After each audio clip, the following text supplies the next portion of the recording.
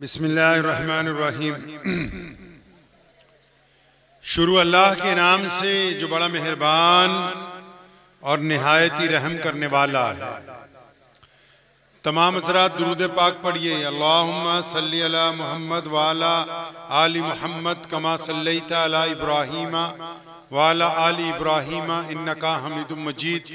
अल्लाहुम्मा बारिक अला मुहम्मद व अला आलि मुहम्मद कमा बारकता अला इब्राहीम व अला आलि इब्राहीम इन्नका हमीदुम मजीद। हजार जिद्दत तराजियों के मिजाज बदला करे जमाना, मगर यकीन रहेगा आमिर मिजाज बातिल वही पुराना। उरूज से बहरवर न होगी कभी हयात मुनाफिकाना, जुबां पे इस्लाम का वजीफा मगर ख्यालात काफिराना। हमारी पस्ती की इंतहा क्या, हमारी जिल्लत का क्या ठिकाना। गुनाह तो फिर गुनाह ठहरे, इबादतें भी मुजरिमाना। मक्कतुल मुकर्रमा है।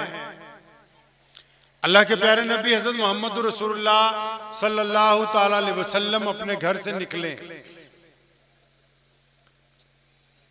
एक गली में से गुजर रहे हैं तो एक गुलाम चक्की पीस रहा है और उसकी आंखों में आंसू है, ज़ारो कितार, वो रो भी रहा है।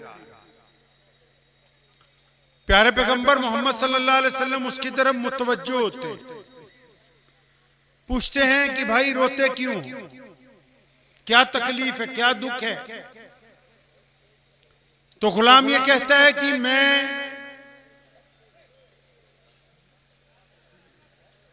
आप हजरात की बातें अगर पूरी हो जाए, मैंने पहले ही कहा था, तो गुफ्तगू शुरू होगी इंशाअल्लाह।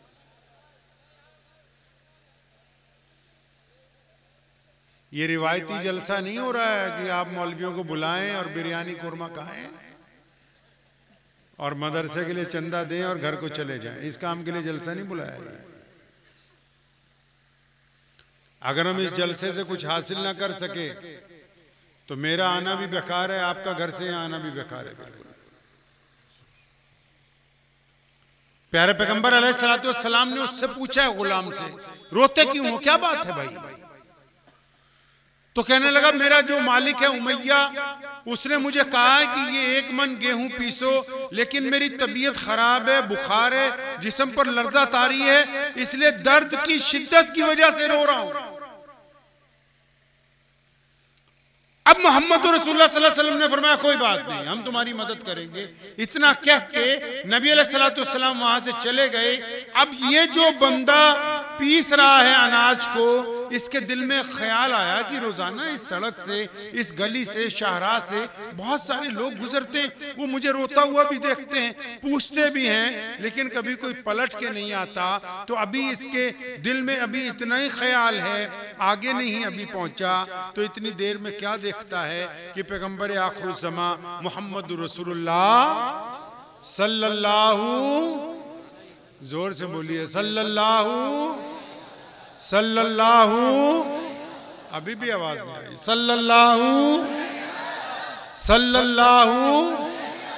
सल्लल्लाहु। वो देखता है कि नबी आखिरुज़्ज़मा मोहम्मद सल्लल्लाहु अलैहि वसल्लम आ रहे हैं और उनके हाथ में खजूरें हैं और एक हाथ में गर्म दूध का प्याला है। अब नबी अलैहिस्सलाम ने उस गुलाम को खजूरें खिलाई, गरम गरम दूध पिलवाया, और जब उसने पी लिया सैर होके, फरमाया, ये जो तुम्हारा बिस्तर रखा हुआ है, इस बिस्तर पे आराम करो। वो गुलाम कहता है मोहम्मद सल्लल्लाहु अलैहि वसल्लम को जानता नहीं है, वो गुलाम मोहम्मद सल्लल्लाहु अलैहि वसल्लम को जानता नहीं है, और शायद आप भी नहीं जानते कि हमारे नबी मोहम्मद अलैहिस्सलातु वस्सलाम जब कायनात में तशरीफ लाए और जो लोग उनको मिलते थे पहली मर्तबा, तो नबी अलैहिस्सलाम का जिनको नाम नहीं पता होता था, वो अपने पास से एक नाम रख लेते थे हुजूर सल्लल्लाहु अलैहि वसल्लम का। जैसे हम लोग कहीं जाएं किसी गांव में, किसी शाहराह पर, और अगर किसी ऐसे आदमी से मिले कि हम नाम पूछना भूल जाएं, तो हम उसकी शनाख्त रख लेते हैं कि इस तरह का था, दूसरे को बताने के लिए। हदीस में आता है लोग मोहम्मद रसूलुल्लाह सल्लल्लाहु अलैहि वसल्लम का नाम रख लेते थे। उम्मे माबद ने मोहम्मद रसूलुल्लाह सल्लल्लाहु अलैहि वसल्लम जब हिजरत के दौरान एक औरत जिसका नाम उम्मे माबद है उसकी झोंपड़ी में गए हैं और जब उसकी बकरी का दूध धुलवाया गया और फिर सारे घर वालों ने पिया, बर्तन भर गए और नबी अलैहि सलाम जब वहां से वापस आ गए तो उम्मे माबद नबी अलैहि सलाम का नाम पूछना भूल गई। शाम को जब अबू माबद आया तो उम्मे माबद से कहता है कि आज घर में अजीब सी रौनक है, आज घर में अजीब खुशी है, आज घर में अजीब सा लुत्फ है, हमारे घर कौन आया था? उम्मे माबद नाम पूछना भूल गई मोहम्मद रसूलुल्लाह सल्लल्लाहु अलैहि वसल्लम का। तो उसने अपने पास से कहा कि अबू माबद आज हमारे घर पे मुबारक आया था। तो नबी अलैहिस्सलाम का नाम नहीं पता उस गुलाम को, उसने अपने पास से रखा। उसने कहा प्यारी सूरत वाले, ठीक है आपने मुझे खजूरें खिला दी। लोग अक्सर नबी अलैहिस्सलाम को प्यारी सूरत वाला कह के पुकारते थे जिनको नाम नहीं पता था रसूलुल्लाह सल्लल्लाहु अलैहि वसल्लम का। तो वो गुलाम कहता है प्यारी सूरत वाले, मैं तो खजूरें खा चुका हूँ, दूध पी चुका हूँ, लेकिन क्योंकि मेरा मालिक बहुत सख्त है, सुबह को मेरी पिटाई करेगा अगर ये आटा नहीं पिस के तैयार हुआ तो मुझे काम तो करना ही पड़ेगा। सुने आपके मोहम्मद सल्लल्लाहु अलैहि वसल्लम, आपके नबी आपके लिए जो रहमत बन के आए हैं, जिन्होंने कायनात के लिए, जिनको अल्लाह करीम ने खत्म नबूवत का ताज पहना के भेजा है, जो कायनात में अल्लाह के नायब बन के आए, क्या फरमाया उस गुलाम को? फरमाया कोई बात नहीं, तुम यहां पर आराम करो, तुम्हारी जगह चक्की हम चला देंगे। वो बंदा मुसलमान नहीं है जिसके लिए चक्की चलाई जानी है, जिसको बुखार चढ़ा हुआ, जिसको खजूरें खिलाई, दूध पिलाया, वो अभी मुसलमान नहीं है और उससे अभी इस्लाम की कोई गुफ्तगू नहीं हुई है, कोई जिक्र नहीं हुआ अभी उससे दीन का। लेकिन क्योंकि वो एक इंसान है, अल्लाह की मखलूक है, मोहम्मद रसूलुल्लाह सल्लल्लाहु अलैहि वसल्लम तकलीफ में उसका साथ देना चाहते हैं,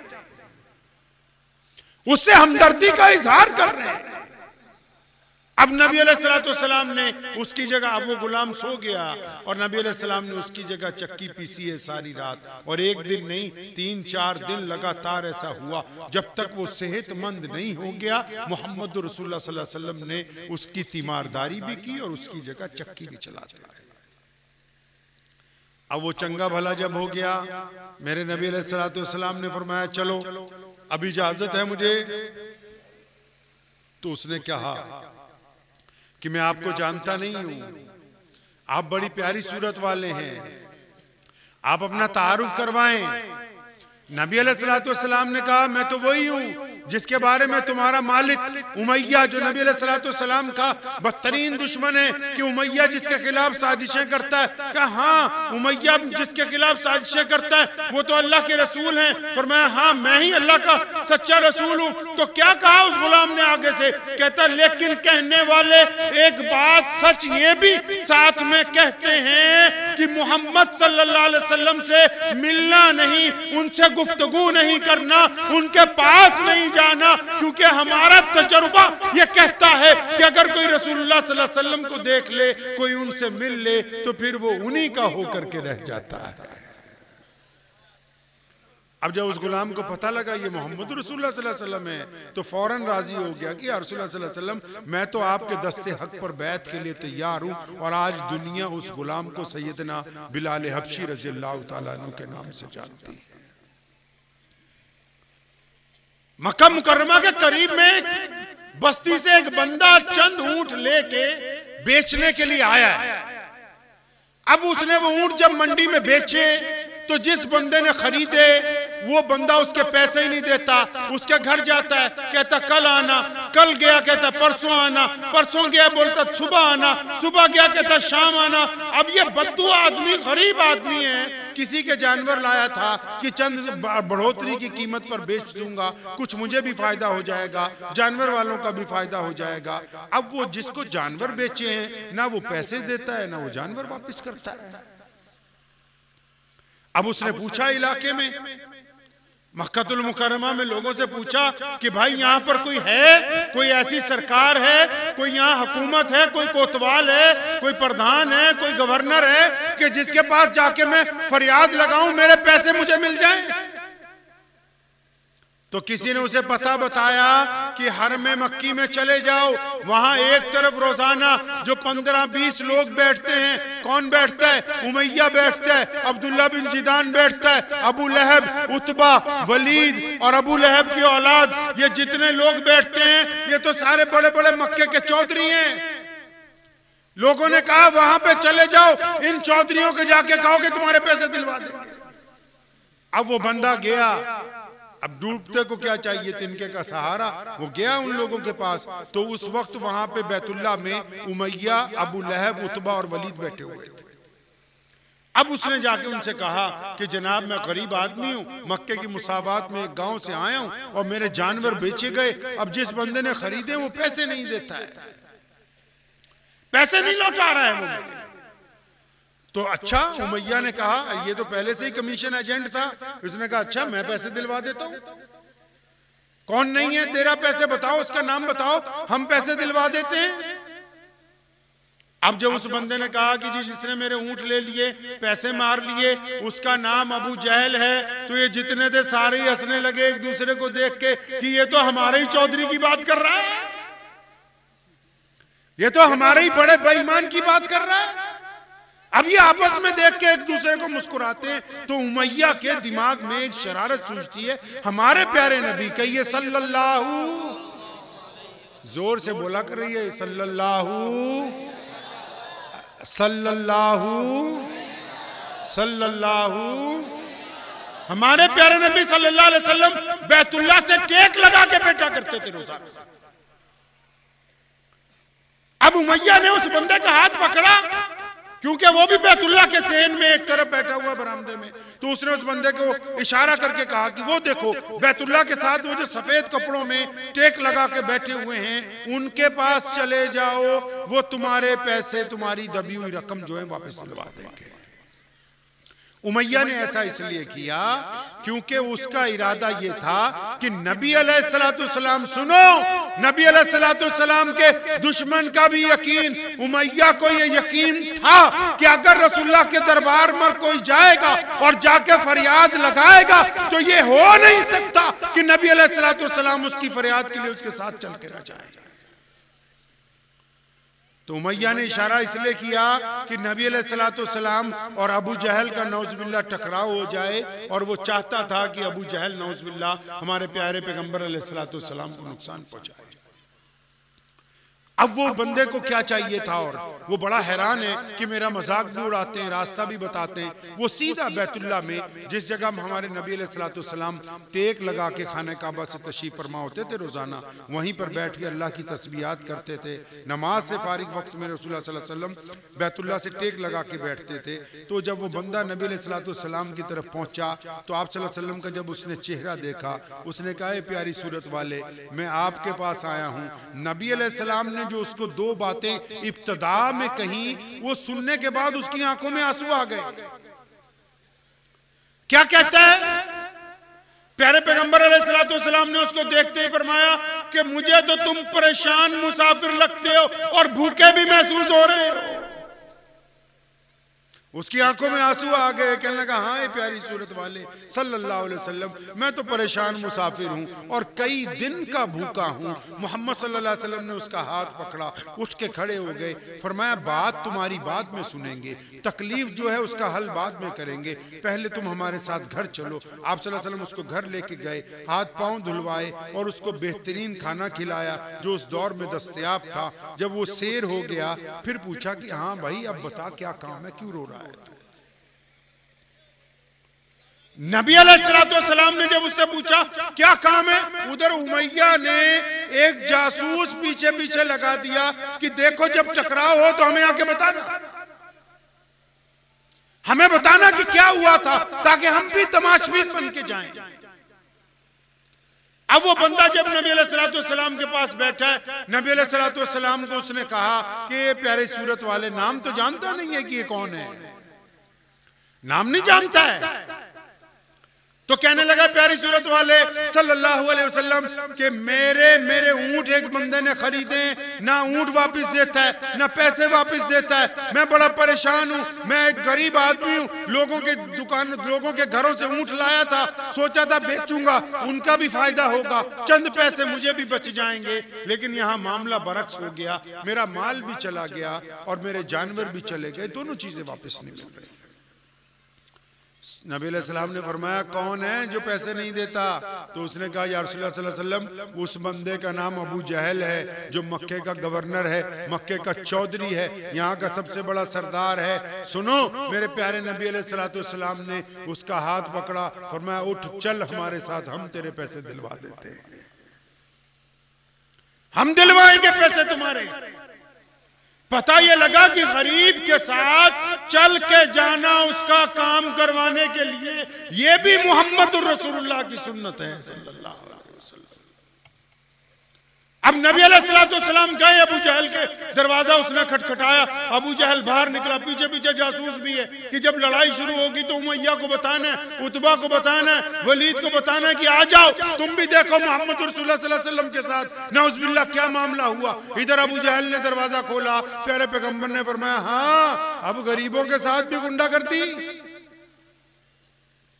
अब मजलूमों के पैसे भी मारेगा, जल्दी जा पैसे ला के दो इस बंदे के। तो अबू जहल भीगी बिल्ली की तरह वापस गया। उधर से जासूस ने देखा भी ये तो मामला ही पलट गया। अबू जहल अंदर गया, वो थैली में रकम लेके आया, उस बंदे को पकड़ा दी और नबी अलैहिस्सलाम ने फरमाया दोबारा किसी गरीब से ज्यादती ना करना, वापस चल पड़े। उधर जासूस ने जाके उमैया को बता दिया कि तुम्हारा चौधरी आज रसूलुल्लाह के सामने भीगी बिल्ली बना हुआ था। और इधर मोहम्मद रसूलुल्लाह सल्लल्लाहु अलैहि वसल्लम जब वापस चले, उस बंदे को पूछते हैं अब तुम्हारा काम हो गया, अब मुझे इजाजत है कि मैं जाऊं?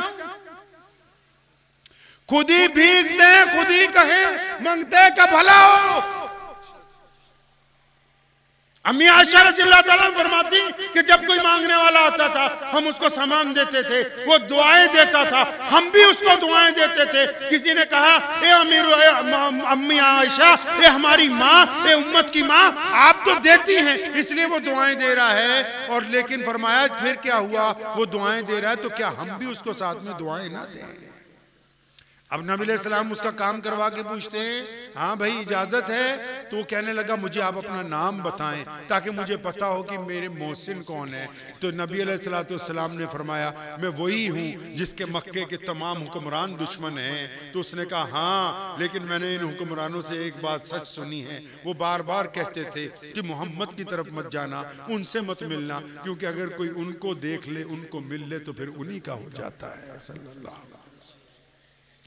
तो उसने कहा या रसूलुल्लाह सल्लल्लाहु अलैहि वसल्लम मुझे पहले कलमा पढ़ाएं। उधर अबू जहल के घर पहुंच गया, उमैया भी, उतबा भी, वलीद भी, सारे ही, अबू लहब भी, वो हमारे चौधरी आज तूने ये क्या कर दिया, पूरे मक्के में हमारी नाक कटवा दी। तो अबू जहल कहने लगा सुनो, आज जब मोहम्मद अलैहिस्सलाम आए, दरवाजा खटखटाया तो उनके ऊपर हवा में एक अज़दहा फन फैलाए खड़ा था। मेरा भी आज यकीन था कि आज अगर मोहम्मद सल्लल्लाहु अलैहि वसल्लम की ये बात नहीं मानी तो ये तेरी जिंदगी का आखिरी मौका है। कहता मैंने तो अपनी जान बचाइए, उनकी बात नहीं मानी है।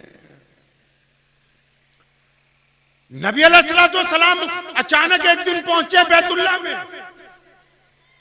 उस्मान बिन तला को बुलाया और फरमाया इब्ने तला जरा बैतुल्लाह का ताला खोलो, मैं चाहता हूं 2 नफिल नमाज अपने रब के घर में पढ़ लूं, क्योंकि नबी अलैहिस्सलाम हिजरत पर जाना चाहते हैं। लोगों को नहीं पता नबी अलैहिस्सलाम हिजरत पे जाने से पहले 2 नफिल बैतुल्लाह में पढ़ना चाहते हैं। तो उस्मान बिन तला ने आगे से एक तल्ख बात कही,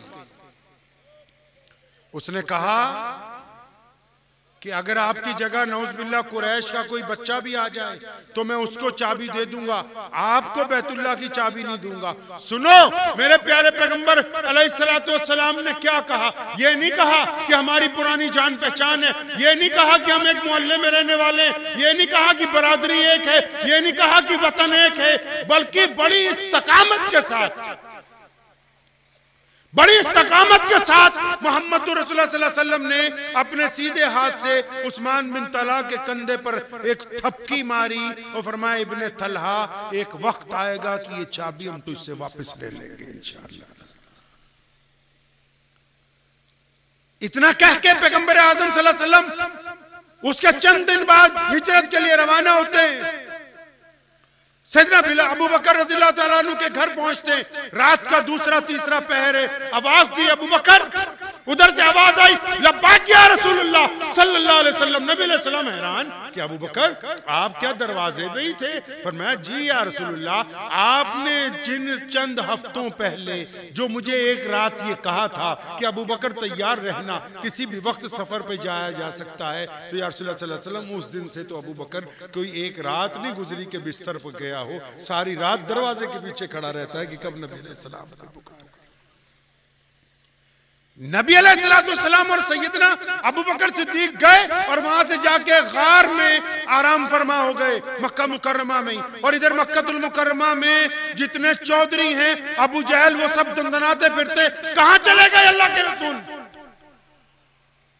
तलाश करने के लिए चारों तरफ उन्होंने अपने आदमी लगा दिए, तो लेकिन कई दिन तक जब पता नहीं चला तो एक मुखबर ने अबू जहल को जाके ये कहा कि ये तो पता नहीं लग पा रहा है कि नबी अलैहिस्सलाम कहाँ हैं, अबू बकर कहाँ हैं। अलबत्ता ये जरूर पता लग गया कि उनको खाना कौन पहुंचाता है, पानी कौन पहुंचाता है। अबू बकर ने कहा कौन पहुंचाता है मक्के में से? तो उसने कहा कि अबू बकर की बेटी अस्मा बिन्ते अबू बकर रज़ी अल्लाह ताला अन्हा, जो अभी नौखेज उम्र की कि वो जाती हैं रात के पिछले पहर छुप छुप के, लेकिन ये पता नहीं लग रहा कि जाती कहां पर हैं, किस इलाके में पहुंचा के आती। लेकिन ये रिपोर्ट पक्की है कि उनके घर से जो खाना जाता है वो अस्मा बिन्ते अबू बकर रज़ियल्लाहु ताला अन्हा लेके जाती है। अब जब अबू जहल को ये बात पता लगी, वो अपने साथियों के समेत सीधा सैयदना अबू बकर सिद्दीक रज़ियल्लाहु अन्हु के घर पहुंचा। हज़रत अबू बकर सिद्दीक का घर कहाँ है? आज जब आप बैतुल्लाह में जाते हैं, सामने जिसपे चांद तारा घड़ी पे लगा हुआ है, उसके साथ में जिसमें मस्जिद अबू बकर ऊपर होटल में बनी, वो हज़रत अबू बकर सिद्दीक का घर है। तो सीधा वहां पहुंचा। अबू बकर रज़ियल्लाहु ताला अन्हु शहजादे अपने दौर के, मक्के के रईसों में से कोई मामूली आदमी नहीं है। दुनिया के लिहाज से भी और दीन के लिहाज में तो तमाम अंबिया रसूल के बाद दुनिया में अगर कोई सबसे बड़ा मुसलमान है तो वो, अरे बोलिए, वो अबू बकर हैं। कौन है? अबू बकर हैं रज़ियल्लाहु ताला। प्यारे पैगंबर अलैहिस्सलाम ने 1,24,000 सहाबा की मौजूदगी में अपनी जिंदगी में, अपनी हयात में, अपने सामने, अपने मुसल्ले पर, अपनी मस्जिद में अगर किसी को मुसल्ला इमामत पर नमाज पढ़ाने के लिए खड़ा किया तो वो अबू बकर रज़ियल्लाहु ताला। अब उसको पता लग गया कि अस्मा बिन्ते अबू बकर हैं, तो अबू जहल सीधा हज़रत अबू बकर सिद्दीक रज़ियल्लाहु अन्हु के घर पहुंचा। दरवाजा खटखटाया तो इत्तेफाक से अस्मा बिन्ते अबू बकर रज़ियल्लाहु ताला अन्हा ने दरवाजा खोला। अब जैसे अबू जहल ने देखा, पहचानता तो था ही, उसने वहीं पे उनको मारना शुरू किया। बताओ कहां है मोहम्मद रसूलुल्लाह, तुम्हारे अब्बा कहां हैं? अब मार रहा है। तो अस्मा बिन्ते अबू बकर, क्योंकि मोहम्मद रसूलुल्लाह सल्लल्लाहु अलैहि वसल्लम की साहबियां हैं, सुनो मुसलमानों, दिल पे हाथ रख के फरमाती हैं कि मुझसे अबू जहल ने कहा कि ये बताओ कि कहां है तुम्हारे अब्बा, कहां है मोहम्मद रसूलुल्लाह सल्लल्लाहु अलैहि वसल्लम?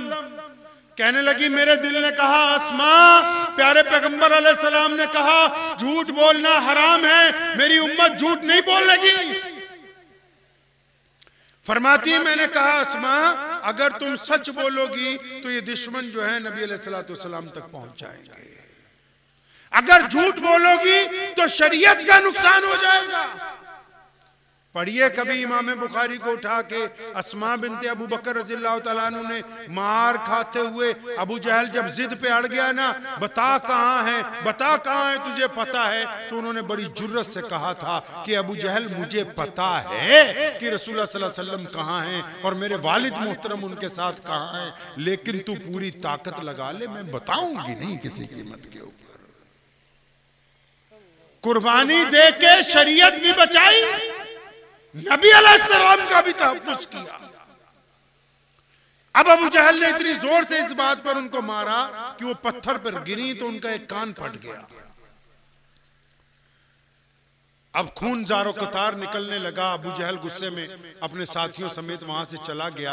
अब ये उठी, इन्होंने अपने ही दुपट्टे से अपना चेहरा और वो कान बड़ी सख्ती से बांधा कि खून बंद हो जाए। और बांधने के बाद घर में जाके ये नहीं कहती अम्मा जी मेरी पिटाई हुई है, घर में जाके ये नहीं कहा जा रहा कि मेरे जख्मों पर मलहम पट्टी कर दो, बल्कि जख्मी हालत में सैयदना अस्मा बिनते अबू बकर रज़ियल्लाहु अन्हा ने दोबारा से खाना तैयार किया, दोबारा से उसको पैक किया और फिर रात के दूसरे पहर अंधेरे में नबी अलैहिस्सलातु वस्सलाम की खिदमत के लिए पहुंचे। अबू बकर सिद्दीक रज़ियल्लाहु अन्हु ने आज अपनी बेटी को देखा कि हालत पहले से बड़ी अजीब है। पूछा बेटा क्या बात है? फरमाया अबू कुछ नहीं। नबी अलैहिस्सलाम ने पीछे से पूछा अस्मा बेटा बताओ क्या बात है अपने वालिद को। उनकी आंखों से आंसू आए। या रसूलुल्लाह सल्लल्लाहु अलैहि वसल्लम दुश्मन ने आपका पता पूछने के लिए मुझ पर बहुत तशद्दुद किया, लेकिन रब्बे काबा की कसम है कि मैंने उनको आपका पता बताया नहीं है। प्यारे मोहम्मद सल्लल्लाहु अलैहि वसल्लम मदीनतुल मुनव्वरा में हैं। हिजरत के बाद जब मदीनतुल मुनव्वरा पहुंच गए, अब वहां पहुंचते ही नबी अलैहिस्सलातु वस्सलाम ने सबसे पहले जब मस्जिद नबवी बनाने का इरादा किया, जब मस्जिद नबवी बनाने की बात आई, जब मस्जिद नबवी की जगह मुंतखब की गई, अभी मस्जिद की तामीर की दीवारें भी नहीं उठ पा रही हैं कि नबी अलैहिस्सलातु वस्सलाम ने मस्जिद में अपने मुसल्ले के पास एक तरफ एक चबूतरा बनवाना शुरू कर दिया। सुनो मुसलमानों, दुनिया की पहली एनजीओ, दुनिया का पहला यतीम खाना, दुनिया का पहला मदरसा, दुनिया की पहली यूनिवर्सिटी, दुनिया का पहला खैराती इदारा। लोगों ने पूछा या रसूलुल्लाह सल्लल्लाहु अलैहि वसल्लम ये क्या बना रहे हैं, ये चबूतरा क्यों बना रहे हैं? फरमाया मेरे सहाबा में जो यतीम हैं, जो गरीब हैं, जिनके सर पर छत नहीं है, जिनको कोई पूछता नहीं, जो मोहताज हैं, जो लाचार हैं, यहाँ हम उनको रखेंगे, हम खुद बाद में खाएंगे, उनको पहले खिलाएंगे। ये मेरे मोहम्मद रसूलुल्लाह ने कमाल किया। मस्जिद के साथ साथ दुनिया की पहली एनजीओ का क़याम रसूलुल्लाह सल्लल्लाहु अलैहि वसल्लम ने किया है। आपके पास है एनजीओ? आपकी मस्जिद में नहीं होगी, आपकी मस्जिद में नहीं होगा साहब सुफ़ा का चबूतरा, ना किसी रजिस्टर में होगा, ना किसी बजट में होगा। प्यारे पैगंबर नबी अलैहिस्सलातु वस्सलाम मदीनतुल मुनव्वरा में हैं। उस मस्जिद की बात सुनिए। मेरे पास मसले और फतवे नहीं हैं, मोहम्मद रसूलुल्लाह सल्लल्लाहु अलैहि वसल्लम की बात ही आपसे की जा सकती है, क्योंकि हमारा ये ईमान है कि जब तक नबी अलैहिस्सलातु वस्सलाम का हमने दामन थाम रखा है, जब तक नबी अलैहिस्सलाम की पैरवी है, जब तक उनकी इत्तबा है, जब तक उनकी तरफ देख रहे हैं, जब तक उनके पीछे चल रहे हैं, तब तक ईमान बाकी है। अगर नजर जरा सी भी हट गई तो ईमान बाकी रहने वाली शय नहीं है। प्यारे पैगंबर नबी अलैहिस्सलातु वस्सलाम मस्जिद नबवी में तशरीफ रखते हैं। सुने, तसव्वुर में जाएं। नबी अलैहिस्सलाम मस्जिद नबवी में तशरीफ रखते हैं। एक बंदा आया गैर मुस्लिम, या रसूलुल्लाह सल्लल्लाहु अलैहि वसल्लम खाना चाहिए, मुझे भूख लगी है, कहत पड़ा हुआ है, नबी के पेट से पत्थर बंधे, फिर भी फरमाया नहीं, इसके लिए खाना लाओ, क्योंकि जो मस्जिद तक आ गया, अल्लाह के घर तक खाने का सवाल करने आ गया, उसको खाली लौटाया नहीं जा सकता। मेरे प्यारे पैगंबर सल्लल्लाहु अलैहि वसल्लम दूसरों को भी खाना खिला के मस्जिद से वापस भेजते हैं। एक गैर मुस्लिम आता है, वो कहता है या रसूलुल्लाह सल्लल्लाहु अलैहि वसल्लम मुझे कपड़े चाहिए, मेरे पास लिबास नहीं है। प्यारे नबी अलैहि सल्लम कपड़े देते हैं। एक गैर मुस्लिम आता है, या रसूलुल्लाह सल्लल्लाहु अलैहि वसल्लम मुझे सवारी चाहिए। अब इनको देखा देखी एक दिन एक मुसलमान आता है, या रसूलुल्लाह सल्लल्लाहु अलैहि वसल्लम आपका सहाबी हूँ, आपका मानने वाला हूँ, घर में कुछ नहीं है, कुछ दे दीजिए। तो प्यारे पैगंबर अलैहिस्सलातु वस्सलाम ने पूछा कुछ तो होगा? फरमाया या रसूलुल्लाह कुछ भी नहीं, बर्तन भी नहीं, बिस्तर भी नहीं। फरमाया फिर भी कुछ तो होगा। कहने लगा नहीं या रसूलुल्लाह। फरमाया ये कंधे पर क्या है? कहने लगा या रसूलुल्लाह ये तो बोसीदा सी चादर है। फरमाया ये लाओ मेरे पास। नबी अलैहि सलाम ने उसकी बोसीदा चादर, पुरानी चादर, फटी हुई चादर अपने रहमत वाले हाथ में पकड़ ली। चादर वो है जिसकी कोई कीमत दे ही नहीं सकता, क्योंकि वो बेकीमत है, बिल्कुल खराब हुई हुई है। लेकिन नबी अलैहि सलाम के हाथ में, सहाबा से पूछा है कोई इसकी कीमत दे दे? चंद सहाबा ने कहा या रसूलुल्लाह 1 दिनार। फरमाया नहीं ये कम है। किसी ने कहा या रसूलुल्लाह सल्लल्लाहु अलैहि वसल्लम 2 दिनार। फरमाया ये कीमत ठीक है। 2 दिनार में वो चादर बेची, उसको 2 दिनार पकड़ाए। फरमाया 1 दिनार का राशन खरीद लो। सारा सामान खरीद लो, घर ले जाओ, खाना बनाओ, खुद भी खाओ, बच्चों को खिलाओ, दूसरों पैसे की, दूसरे दिनार की कुल्हाड़ी खरीद के लाओ, मैं खुद हाथ से दस्ता लगा के देता हूं। रोजाना जंगल जाओ, लकड़ियां काटो और उसको फरोख्त करो, खुद भी खाना खाओ, दूसरों को भी खिलाओ। सुनो मुसलमानों, वो एक साहब थे ना, वो जंगल में से गए, उन्होंने देखा एक लोमड़ी है, अपाहिज है, वो एक जगह बैठी हुई, तो बड़े हैरान हुए, कहने लगे अच्छा ये तो लोमड़ी खाना कैसे खाती होगी, तो वहीं दरख्त पे चढ़ के बैठ गए। देखते हैं कि शाम ढलते ही एक शेर आया, उसके मुंह में शिकार था, उसने खुद खाया, बचा हुआ शिकार उस लोमड़ी के आगे फेंक के चला गया। अब ये साहब देखते रहे, दिल में अल्लाह की बड़ी बड़ाई बयान की, कहने लगे वाह ये तो कमाल हो गया, अल्लाह ने रिज़्क़ का वादा कर रखा है। फौरन जब घर पहुंचे, घर जाते ऐलान कर दिया आज से दुकान बंद है, आज से नौकरी पर नहीं जाना। मैं जंगल में देख आया हूँ कि अल्लाह तबारक व तआला तो अपाहिज लोमड़ी का भी खाने का इंतजाम कर रखा है। तो अचानक वहां से कोई मौलाना साहब, कोई बुजुर्ग गुजरे, लोगों ने कहा हजरत वो एक हफ्ते से काम पे नहीं जा रहा, दुकान भी बंद कर दी। उसके पास गए, पूछा हाँ भाई क्या बात है, दुकान बंद कर दी। जंगल का किस्सा सुनाया कि एक लोमड़ी थी, अपाहिज है, उसको अल्लाह ने शेर की ड्यूटी लगा रखी है खाने की। वो फरमाया बेवकूफ, अल्लाह ने तुझे ये दिखाया कि शेर बन, खुद भी खा, दूसरों को भी खिला, खुद भी खाओ, दूसरों को भी खिलाओ। अब प्यारे मोहम्मद अलैहिस्सलाम मस्जिद नबी सल्लल्लाहु अलैहि वसल्लम में तशरीफ रखते हैं। इतनी देर में दरवाजे पर एक बूढ़ी औरत आई। नबी अलैहिस्सलाम उसके पास तशरीफ ले गए। उसने आके नबी अलैहिस्सलाम से कहा या रसूलुल्लाह सल्लल्लाहु अलैहि वसल्लम, मैं आपसे अलहदा गुफ्तगू करना चाहती हूँ, अलग से बात होगी। फरमाया हाँ बताओ। उसने सहाबा की तरफ देखा, फरमाया या रसूलुल्लाह इनके सामने नहीं, थोड़ा अलग हटके। अब नबी अलैहिस्सलाम चल पड़े, नबी अलैहिस्सलाम चल पड़े, एक तरफ लेके चल पड़ी नबी अलैहिस्सलाम को, चलती जा रही है। सुनिए कौन है हमारे आका अलैहिस्सलाम, जिनके सामने हमारी हैसियत एक रत्ती की औकात की नहीं है। आज छोटा सा दुनियादार आदमी, छोटा सा दीनदार आदमी चाहता है कि उसके लिए मसनद लगाई जाए मोहम्मद रसूलुल्लाह सल्लल्लाहु अलैहि वसल्लम, जो अल्लाह के नाइब हैं। किसके नाइब हैं भाई? अल्लाह के नाइब हैं। किसके? दोबारा बोलिए, किसके नाइब हैं? अल्लाह के नाइब हैं। शेख सादी ने जब शेर लिखना शुरू किए थे, उसने बहुत रसूलुल्लाह की सिफतें लिखी, लेकिन शेख फरमाते हैं मेरा दिल नहीं मानता था कि मैं उस मेयार तक नहीं पहुंचा जो मोहम्मद रसूलुल्लाह सल्लल्लाहु अलैहि वसल्लम की शान बयान हो सके। बहुत लिखा, फिर फाड़ दिया, बात नहीं बनी। आखिर एक दिन दिल में बात आई और शेख सादी ने लिखा और उसने फिर कलम तोड़ दिया। फरमाते हैं कि मेरे दिल ने कहा कि बाद अज़ खुदा बुजुर्ग तू ही। फरमाते हैं कि सादी ने इस बात पर ईमान कामिल कर लिया है कि अल्लाह के बाद अगर कोई तारीफ के काबिल है तो सिर्फ मोहम्मद रसूलुल्लाह सल्लल्लाहु अलैहि वसल्लम। तो नबी अलैहि सलाम को उस औरत ने कहा यहां बैठे जमीन पर, रेत पर बैठने के लिए है कोई? बताओ, कोई ऐसा मुसलमान मौलवी है आपके पास? है हमारे पास कोई ऐसा बुजुर्ग? है कोई ऐसा चौधरी कि कोई गरीब उसके दरवाजे पे जाए और वो बाजू पकड़ के कहे चल मेरी बात अलहदा होके सुनना? है कोई ऐसा? बताओ मुसलमानों के गिरबान में जाग के। मोहम्मद रसूलुल्लाह को उस बूढ़ी औरत ने कहा या रसूलुल्लाह यहाँ रेत पर बैठे, पैगंबर अलैहिस्सलाम रेत पर बैठे। पूछा क्या बात है? कहने लगी या रसूलुल्लाह सल्लल्लाहु अलैहि वसल्लम, ये मक्के के बच्चे मेरे पीछे पीछे दौड़ते, बाज पत्थर मारते, मुझे पागल पागल कहते, आप हुक्म जारी कीजिए ना कि मेरे साथ ऐसा मामला ना हो। नबी अलैहिस्सलाम ने फौरन अपने पर्सनल असिस्टेंट को बुलाया, हुक्म जारी करो कि आज के बाद कोई इसे छेड़े नहीं। अब ये हुक्म जारी हो गया। वो चंद बातें इधर उधर की करने लगी। कुछ देर बाद उसे ख्याल आया कि बहुत ज्यादा वक्त हो गया, तो अचानक वो कहती है या रसूलल्लाह मैंने बहुत आपका वक्त ले लिया, अब इजाजत है। क्योंकि वो औरत मेंटली तौर पर, जिसको हम सिदरी कह सकते हैं, जो पगले लोग किसी गांव में एक दो लोग होते हैं। अब जब वो चली गई, सहाबा आए, सहाबा ने अदब से कहा था या रसूलुल्लाह सल्लल्लाहु अलैहि वसल्लम, हम आपको ये बताना चाहते हैं कि ये जो औरत आपके पास होके गई है, ये दिमागी तवाजुन के तौर पर सही नहीं है, इसका दिमागी तवाजुन बिगड़ा हुआ है, ये पगली है। सुने मेरे और आपके नबी अलैहि सलाम ने क्या फरमाया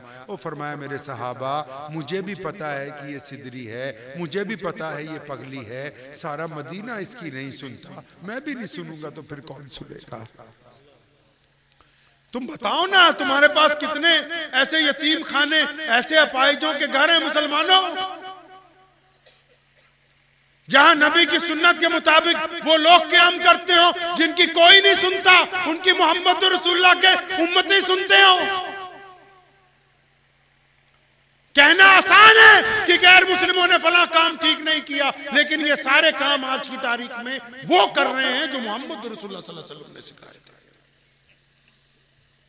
प्यारे नबी अलैहिस्सलाम मस्जिद नबी में तशरीफ रखते हैं, सामने से हातिम ताई की बेटी को सहाबा पकड़ के लाए, एक जगह लड़ पड़ी थी मुसलमानों के साथ, क्योंकि हातिम की बेटी है। हातिम का इंतकाल नबी अलैहिस्सलाम की बासत से चंद साल कबल हो गया था। हातिम से अल्लाह राजी था, हातिम बहुत अल्लाह तबारक व तआला का बरगुज़ीदा बंदा था। अब वो हातिम ताई की बेटी जब उसको पकड़ के लाए तो कहती कि मैंने रास्ते में दिल में ख्याल बना लिया कि नौज़ुबिल्लाह मैं मुसलमानों के शहर में जाऊंगी, ऐसे सवाल करूंगी कि कोई जवाब नहीं दे सकेगा। अब नबी अलैहिस्सलाम ने दूर से देख लिया कि एक बेटी को पकड़ के लाए हैं और उसके हाथ बंधे हुए हैं, सर पे उसके दुपट्टा नहीं है। तो प्यारे पैगंबर कहिए सल्लल्लाहु अलैहि वसल्लम, सल्लल्लाहु, आवाज आहिस्ता आती है आप लोगों, सल्लल्लाहु। पैगंबर आजम सल्लल्लाहु अलैहि वसल्लम ने दूर से देखा तो अपनी रहमत वाली चादर उतारी। कौन सी चादर भाई? कौन सी चादर? रहमत वाली चादर। वो चादर कि जब जिस रात को नबी अलैहिस्सलाम गए थे शबे मेराज को अल्लाह के पास, जब जिब्रील साथ में थे जो फरिश्तों के सरदार हैं, जब चलते चलते आसमान पर एक ऐसा मुकाम आया कि जिब्रील को भी रोक दिया गया। फरिश्ते हैरान हैं, परेशान हैं, अपने सरदार से पूछते कि तू हमारा सबसे बड़ा फरिश्ता है, क्या इससे आगे तू नहीं जा सकता? तो जिब्रील अलैहिस्सलाम ने कहा था नहीं, इसके आगे अगर कोई जा सकता है तो सिर्फ आमना के दुर्र यतीम मोहम्मद रसूलुल्लाह है। अभी भी नहीं समझ आया कौन सी रहमत वाली चादर? रहमत वाली चादर उतारी नबी अलैहिस्सलाम ने अपनी उस बेटी के सर पे डालने के लिए। कौन सी चादर भाई? कौन सी चादर? फिर आओ वापस, शबे मेराज है, नबी अलैहिस्सलाम उम्मे हानी के कमरे में उस रात अकेले आराम फरमाए। जिब्रील आ गए बुर्राक को लेके, बैतुल्लाह में बुर्राक को ठहराया, नबी अलैहिस्सलाम के हुजरे में गए और जब उठाने लगे तो देखा प्यारे पैगंबर अलैहिस्सलाम सो रहे हैं। उन्होंने अल्लाह से पूछा था तेरा महबूब सो रहा है, अगर इजाजत हो तो मैं आवाज देके उठा लूं। अल्लाह ने फरमाया नहीं, इतनी हिम्मत किसी में नहीं कि मेरे महबूब को आवाज दे। वो आराम कर रहे हैं, तुम आवाज दोगे अचानक तरक जाएंगे तो ये उनके लिए शान में बेअदबी है। ऐसी हिम्मत किसी के नहीं जो मेरे नबी को आवाज दे। फरमाया या अल्लाह जी, फिर मैं ऐसा करता हूँ, आपके नबी के जिस्म अतर को हाथ लगाता हूँ, दबाता हूँ। वो फरमाया नहीं जिब्रील, तू कहाँ और मोहम्मद रसूलुल्लाह कहाँ है, हाथ नहीं लग सकता। पूछा या अल्लाह फिर करना क्या है? फरमाया करना क्या है, पैरों की तरफ हो जा चारपाई के और प्यारे पैगंबर अलैहिस्सलाम के तलवों के साथ अपने ठंडे ठंडे होंठ लगा दे ताकि रसूलुल्लाह सल्लल्लाहु अलैहि वसल्लम की आंख खुल जाए। वो चादर जिसको बोसा देना जिब्रील अमीन अपने लिए इज्जत की बात समझते हो, नबी अलैहिस्सलाम ने वो चादर उतारी है और एक दुश्मन की बेटी है जो लड़के आई है, काफिर की बेटी है। अब वो चादर जब उतारी एक सहाबी को दी, फरमाया दौड़ के जाओ, जाके उस बेटी के सर पे ये चादर रखो। उस सहाबी ने बड़े अदब से छोटी सी बात नबी अलैहिस्सलाम के कान में कही, या रसूलुल्लाह सल्लल्लाहु अलैहि वसल्लम, वो जो दुश्मन की बेटी आ रही है और ये चादर बड़ी रहमत वाली चादर है, चादर रहमत वाली है। बेटी किसकी है? बेटी किसकी है? रहमत वाली चादर है। बेटी दुश्मन की तरफ से आ रही है, आप ये चादर अपने पास रखें, हम अपनी चादर से सर ढांप देते हैं। प्यारे पैगंबर अलैहिस्सलाम नाराज हुए, फरमाया आज तो ये बात कही, आइंदा ये बात याद रखो मुसलमानों कि बेटी सिर्फ बेटी होती है, ख्वाह वो हमारी हो या फिर किसी और की हो, इसी चादर के साथ उस बेटी के सर को जो है उठापा जाएगा। हातिम की बेटी कहती कि जब वो चादर मेरे सर पर रखी गई, मैं ज़ारो कतार रोने लगी और मैं पहुंची मोहम्मद रसूलुल्लाह सल्लल्लाहु अलैहि वसल्लम के पास। मैंने बरजस्ता कहा कि आप दुनिया के बादशाह नहीं हैं, आप तो कायनात के दिलों के शहंशाह बन के तशरीफ लाए। या रसूलुल्लाह सल्लल्लाहु अलैहि वसल्लम, मैं तो आप पर ईमान ले आई हूं। अब नबी अलैहि सलाम ने क्या किया, देखो इधर कोई भी काम करते हैं, सहाबा को बुलाते हैं, वो पूछते हैं कि ये सामान आया है, किसको दे दें किसको ना दें, मशवरा करते हैं। आज एक बेटी आई है नबी के दरबार में। कौन आया आज बेटी आई है। पूछा, बिटिया क्या चाहती हो? या रसूलुल्लाह सल्लल्लाहु अलैहि वसल्लम, मेरे साथ जितने सिपाही हैं रिहा कर दिए जाएं। नबी अलैहि सलाम ने हुक्म जारी किया कि हातिम की बेटी के साथ जितने लोग आए सबको रिहा करो, उनको सवारियां दो, उनको नए कपड़े दो, उनको नए घोड़े पेश करो, उनको साजो सामान दो, उनको बेहतरीन खाने की चीजें दो, उनको सफर का खर्च साथ में दो। बेटी को इतना कुछ दे के भेजा है ताकि क़यामत तक के इंसान को ये पता लग जाए कि मुसलमानों के नबी ने ये हमें सिखाया कि जब बेटियां घर पे आ जाएं तो उनको खाली वापस नहीं लौटाया जाता है। अदी बिन हातिम जो हैं उसके भाई, हातिम ताई के बेटे, ये बेटी जब वापस पहुंची शाम को अपने महल में, मदीना मुनव्वरा से चंद गांव दूर है, जब वहां पहुंची तो अदी जो थे जंग के दौरान कहीं इधर उधर हो गए थे, छुप गए थे। उन्होंने जाके अपने भाई को कहा, अदी को, कि अदी आप तो यूं ही डर गए, आप इधर उधर चले गए, आप खुदा की कसम मदीनातुल मुनव्वरा जाइए, मोहम्मद रसूलुल्लाह सल्लल्लाहु अलैहि वसल्लम से मिल के आइए, मैं उनको देख के आई हूं, वो तो वो नहीं है जो आप समझ रहे हैं।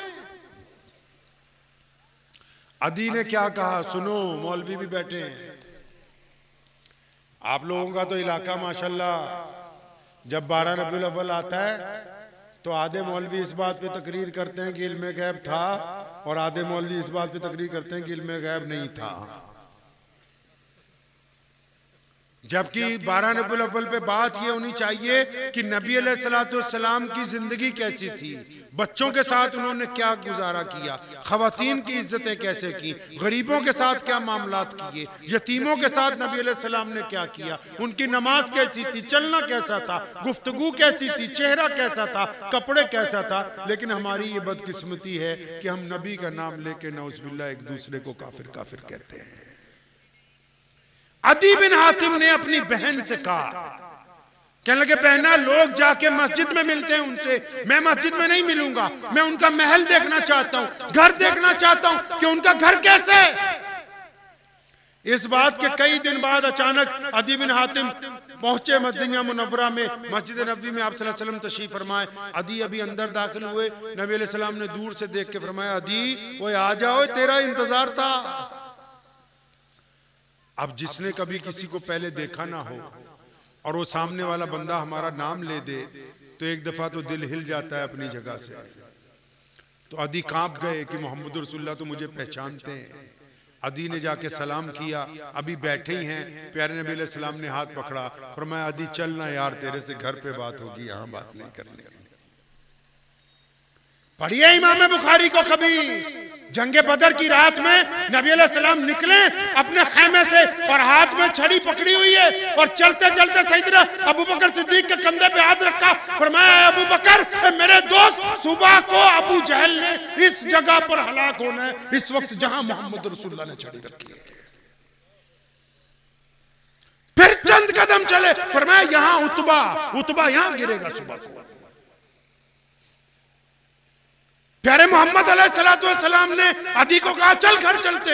अदी फिर काम के घर पहुंचे। अब सोचते हैं कि महल होगा, महल तो नहीं है, खजूरों का कमरा बना हुआ है, खजूरों की लकड़ी का, खजूरों की छत, खजूरें खाने के लिए पेश की। अब नबी अलैहिस्सलाम ने चंद बातें की और फरमाया, अदी वक्त खत्म हुआ मुलाकात का, आप जा सकते हैं। अदी बिन हातिम ने नबी अलैहिस्सलाम का हाथ पकड़ा था, फरमाया, या रसूलुल्लाह सल्लल्लाहु अलैहि वसल्लम, आया तो वापस जाने के लिए था, अब तो जब तक जिंदगी है आपसे वापस नहीं लौटूंगा। एक बात याद रखें, आपको नुक्ते की बात समझा दूं, मसला नहीं मैं समझा रहा हूं, सिर्फ राय दे रहा हूं, फिर दोबारा दोहरा रहा हूं बात को, मसला नहीं, राय दे रहा हूं आपको। हर बंदे की एक औकात होती है, एक हैसियत होती है। हमारी जिंदगी में हम हर एक बंदे की एक हैसियत, एक दायरा है। कोई भी बंदा जब अपने दायरे से बाहर की बात करता है ना, तो उसके मुंह से जचती नहीं है। थानेदार होता है ना, उसका दायरा होता है। मोहतमिम साहब होते हैं ना, उनका भी एक दायरा होता है। कोई गवर्नर हो, उसका भी एक दायरा होता है। वो अपने दायरे से बाहर बात नहीं करता है। प्यारे नबी अलैहिस्सलाम क्या है, क्या नहीं है, नबी की शान सिर्फ कौन बता सकता है? एक नबी बता सकता है, और कोई नहीं बता सकता। सुनो दिल पे हाथ रख के, नबी की क्या शान है, एक नबी बता सकता है। और जब मेरे मोहम्मद रसूलुल्लाह आए थे तो कोई नबी बाकी नहीं रहा था, तो ये जिम्मेदारी अल्लाह ताला ने अपने ऊपर उठा ली। फरमाया हम बताएंगे मोहम्मद रसूलुल्लाह की शान क्या है। नबी अलैहिस्सलाम की शान अगर कोई बता सकता है तो कुरान में मेरा रब्बे करीम बता सकता है। हमारी तारीख ये कहती है कि अब्दुल्ला इब्ने जुबैर रज़ियल्लाहु ताला अन्हु से लेके इमाम अबू हनीफा तक, और इमाम अबू हनीफा से लेके शाह वलीउल्लाह मुहद्दिस देहलवी तक 1000 साल का अरसा है। कोई मौलवी, कोई मुहद्दिस, कोई पीर, कोई शेखुल हदीस एक नहीं मिलता जिसने मेरे नबी अलैहिस्सलाम की जात को वजह निज़ा बनाया हो, अवाम के मजमे में नबी अलैहिस्सलाम की जात गिरामी को लेके तनाज़ा खड़ा किया हो। ये हमारी बदकिस्मती है। जिनको इस्तिंजा नहीं करना आता वो बताएंगे कि इल्मे गैब था कि नहीं था। अपनी हैसियत से ऊपर की बात कभी जिंदगी में नहीं करनी चाहिए। उसकी वजह, क्योंकि जो शान नबूवत का मसला है वो हमारे दायरे से, इख्तियार से ऊपर है। अल्लाह ने ताहा कह दिया, यासीन कह दिया, मुदस्सिर कह दिया, साहिब खुल्के अजीम कह दिया, रहमतुल लिल आलमीन कह दिया। अल्लाह ही जानते हैं वो क्या है। हमारा मकसद सिर्फ उनकी शान बयान करना है, शान की हुदूद बयान करना हमारी औकात से बाहर की बात है। अगर कोई बंदा ये गलती करेगा, सुनो, चाहे वो सुन्नी हो, चाहे वो देवबंदी हो, चाहे वो बरेलवी हो, चाहे वो शिया हो, चाहे सुन्नी, कोई भी हो, अगर कोई ये गलती करेगा कि वो नबी अलैहिस्सलाम की हुदूद बयान कर सकता है, नऊज बिल्लाह, तो दोनों में से एक बंदा ईमान से बाहर जाने वाला है। क्योंकि अल्लाह करीम को तमाम बातें बर्दाश्त हैं, अपने नबी अलैहिस्सलाम की शान में जर्रा बराबर भी बेअदबी बर्दाश्त नहीं है। तो बात हातिम ताई के बेटे की चल रही थी, बीच में हम आपको मशवरा देने लगे।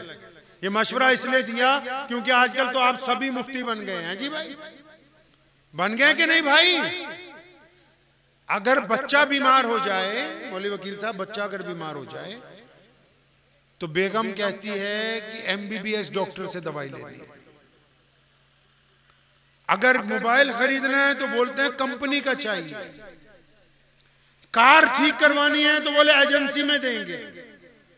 और अगर फतवा लेना हो तो, कल रात में एक निकाह में था, वहां भी 5-6 मुफ्ती थे। डॉक्टर साहब भी फतवा दे रहे हैं, इंजीनियर साहब भी फतवा दे रहे हैं, बावर्ची भी फतवा दे रहा है, रेडी चलाने वाला भी फतवा दे रहा है जी। मतलब दीन लो कैटेगरी का चाहिए, दवाई भी अच्छी, कपड़ा भी अच्छे शोरूम का, मोबाइल भी अच्छी कंपनी का। और जब दीन समझाने की बात आए, दीन समझने की बात आए, तब उलमा नहीं, जो भी हैं अरे गहरे, वो सारे ही मसला बता रहे हैं जी, हमें पता है। और उलमा को गुजारिश करता हूं, फोन पर कोई आदमी मसला पूछे तो हम मुकल्लफ नहीं है फोन पर मसला बताने के, क्योंकि शरीयत ये कहती है पूछने वाला अपने मतलब की कह रहा है। अगर उसको मसला पूछना है अपने इलाके की मस्जिद के मुफ्ती के पास, अपने इलाके की मस्जिद के इमाम के पास जाए, जो उसके जाहिर और बातिन को जानता है, जो उसको पता है कि इसके कारनामे कैसे हैं, जो ये जानता है कि ये मसला पूछ क्यों रहा है, ताकि वो शरीयत के मुताबिक बिल्कुल दुरुस्त बात उसको बता सकेगा। तो मदीनातुल मुनव्वरा में प्यारे नबी अलैहिस्सलातु वस्सलाम मस्जिद नबवी में तशरीफ रखते हैं।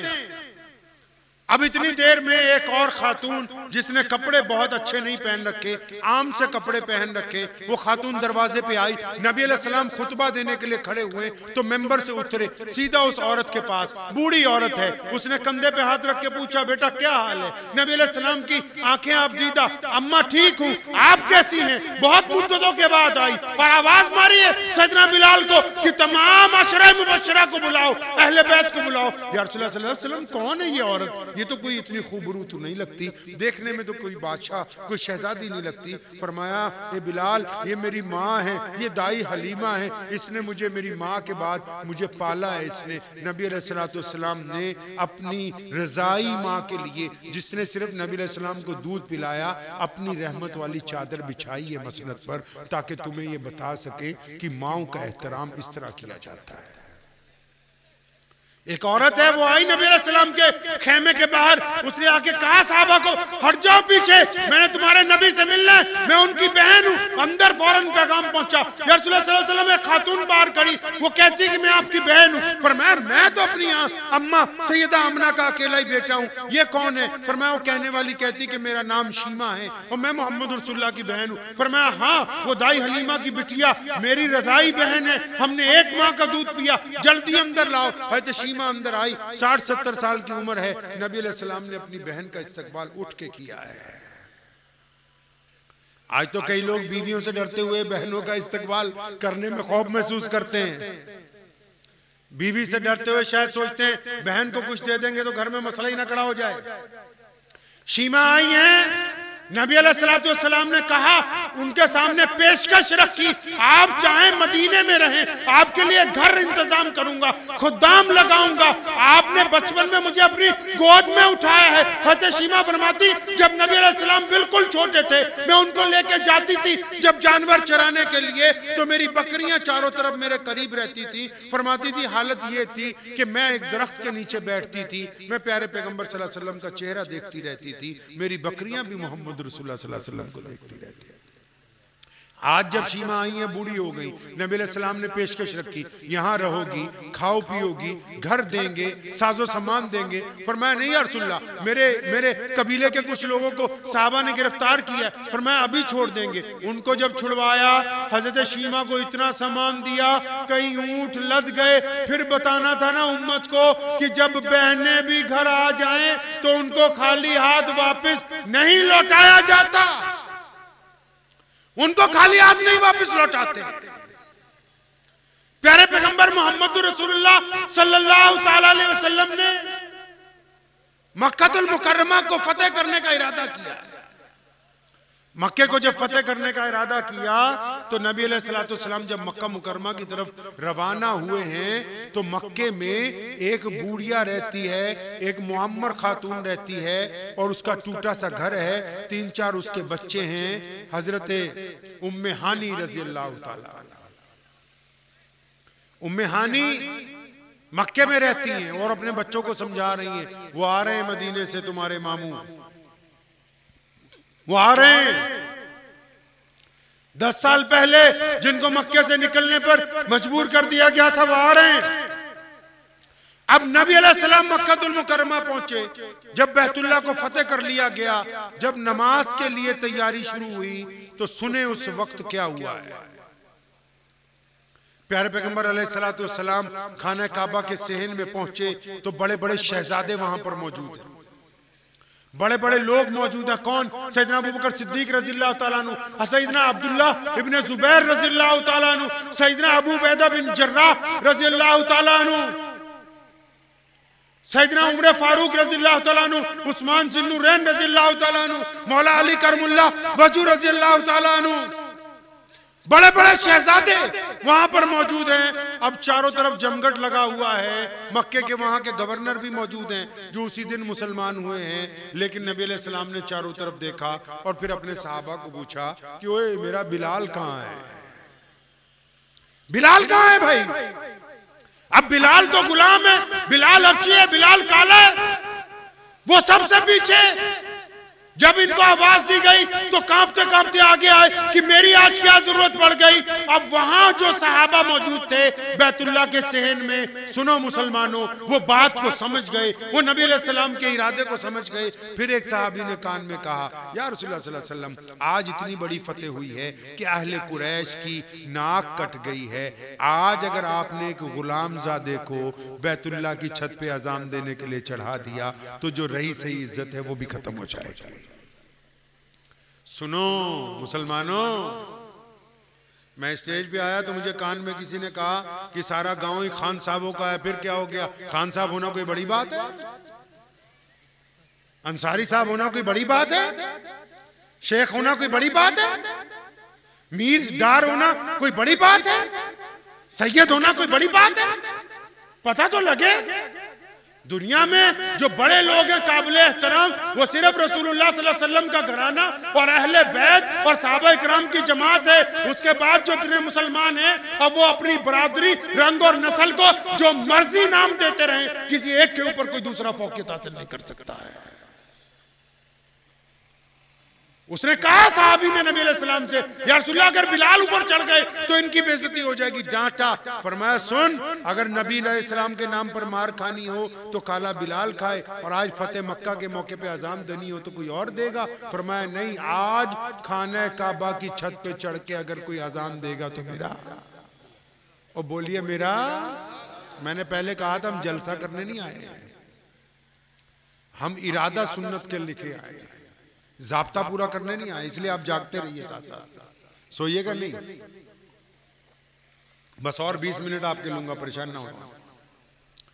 तो नबी अलैहिस्सलाम ने कहा बिलाल कहां? बिलाल दौड़ते हुए आए। खुद कहा दिमाश्क में जिंदगी के आखिरी दिनों में हज़रत बिलाल रज़ियल्लाहु ने फरमाया, जब मुझे आवाज दी गई थी मैं कांप गया कि मैंने सोचा कि पैगंबर आज़म अलैहिस्सलाम को इतने बड़े मजमे में मेरी क्या जरूरत पड़ गई।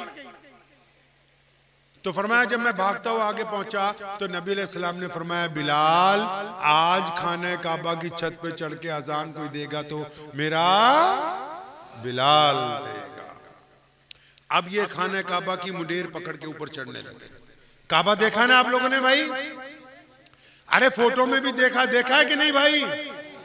जो काले रंग का गिलाफ चढ़ा हुआ है, खाना काबा के सहन में जो कमरा है जिसके ऊपर काले रंग का गिलाफ चढ़ा है, उसको काबा कहते हैं। वो किबला है हमारा। और चारों तरफ जो बरामदे हैं, जो मस्जिद बनी है, उसको मस्जिद हराम कहते हैं। बात समझ आ रही है नहीं? अरे भाई समझ रहे हैं नहीं आप? जो दरमियान में है वो क्या है जी? खाना काबा। और जो चारों तरफ बिल्डिंग है वो मस्जिद हराम। अब मेरे नबी अलैहिस्सलाम ने बिलाल को कहां चढ़ने के लिए कहा? अज़ान देने के लिए खाना काबा की छत पे चढ़ने के लिए कहा है। मुझसे पहले कोई मुकर्रिर, में आवाज नहीं पहचान रहा हूं, तकरीर में वो आप हजरात से बात कर रहे थे झूठे नबियों के मुतालिक। आजकल जो लोग कई झूठे नबी बन जाते हैं, मुफ्ती हिलाल साहब ही बात कर रहे थे।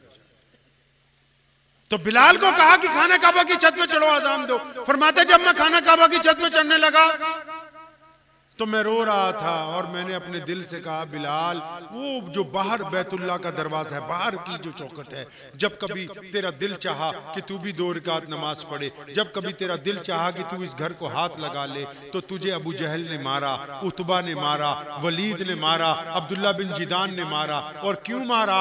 क्योंकि तेरा रंग काला है और तेरी जात नीची है और तू इन इंसानों में नहीं आता। फरमाया मुझे तो इतना मारते थे, कभी मेरी हिम्मत नहीं हुई कि इस घर की तरफ आ जाऊं। बिलाल आज क्या कमाल की बात हो गई कि ये सारे चौधरी नीचे खड़े, तू बैतुल्लाह की छत पर चढ़ रहा है। थे क्योंकि मोहम्मद रसूलुल्लाह सल्लल्लाहु अलैहि वसल्लम के तरबियत याफ्ता ना फौरन कहते मेरे दिल ने कहा, और मैंने प्यारे पैगंबर अलैहिस्सलाम के चेहरे की तरफ देखा और मेरे दिल ने कहा, बिलाल ये आज तुम जिस मर्तबे पर पहुंच रहे हो, ये मोहम्मद रसूलुल्लाह की वफादारी का नतीजा है। ये उनसे वफादारी का नतीजा है। अब बिलाल जब बैतुल्लाह की छत पे चढ़ गए, आपको पता है जब हम मक्के में जाते हैं नमाज पढ़ने के लिए, जिस तरफ खाना काबा की जो दीवार सामने आती है वही हमारा किबला है। उसी तरफ मुंह करके, अरे बोलते रहो, हाँ, आपके बोलते रहने से मुझे एहसास होता है कि भी जाग रहे नवादा वाले हैं। तो जिस तरफ जो दीवार सामने आती है हम उसी को किबला समझ के किबले के हुक्म में है, क्योंकि वो हम उसी तरफ मुंह करके नमाज पढ़ते हैं। अब जब बिलाल खाने काबा की छत पर चढ़ गए, सुनो मुसलमानों, दिल पे हाथ रख के वो फरमाते हैं, जब मैं खाना काबा की छत पर चढ़ गया तो मेरे दिल ने कहा, बिलाल मदीने में तो मक्के की तरफ मुंह करके अजाने देता था, आज तो तेरे नबी ने तुझे खाने काबा की छत पर चढ़ा दिया, अब काबा कहाँ है? फरमाया बिलाल भी तो नबी के तरबियत याफ्ता हैं। फरमाया मेरे दिल ने देर नहीं लगाई, मैंने एक उंगली कान में दी और अपना चेहरा, अपना रुख, अपनी शहादत की उंगली खाना काबा में जिस तरफ प्यारे नबी सलाम सहन में खड़े थे उस तरफ अपना मुंह कर लिया, आजान देनी शुरू की ताकि क़यामत तक मुसलमानों को बता दे कि काबे का अगर कोई काबा है तो वो मोहम्मदुर रसूलुल्लाह। क्यों? क्योंकि काबे की सनद है मोहम्मद रसूलुल्लाह, उन्होंने हमें बताया कि ये बैतुल्लाह है। क्योंकि कुरान की सनद है मोहम्मद रसूलुल्लाह, उन्होंने हमें बताया कि ये कुरान है। क्योंकि ईमान की सनद है मोहम्मद रसूलुल्लाह, उन्होंने हमें बताया ये ईमान है। अगर मोहम्मद रसूलुल्लाह की पैरवी है तब काबा काबा है, तब कुरान कुरान है। अगर किसी से रसूलुल्लाह सल्लल्लाहु अलैहि वसल्लम की पैरवी छूट जाएगी तो फिर उसके पल्ले कुछ बाकी रहने वाले नहीं। अब हुआ क्या? हुआ क्या उस रात पता है आपको? अरे बताओ हुआ क्या, पता है आपको? मैंने बोलते रहिए मेरे साथ, में तकरीर नहीं कर रहा हूं, आपसे बातें करने आया हूं। पता है आपको? नहीं। क्यों नहीं पता? आपके यहाँ कहावत है ना, जितना गुड़ डालोगे उतना ही, अरे बोलते रहो, जितना गुड़ डालोगे हाँ उतना ही मीठा हो। मौलवी को तनख्वाह कितनी देते हो? खुद कितनी लेते हो? अब इनको 5-7 हजार में सारा दिन समझा देंगे मौलवी।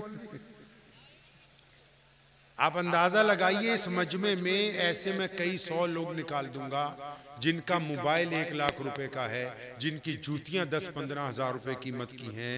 जिस कौम को अपने इमामों की तनख्वाह 5-7 हजार रखनी हो और जूती 20 हजार की पहननी हो, तो फिर इसका मतलब उन्हें ज्यादा जूतियों की जरूरत है दीन की बजाय।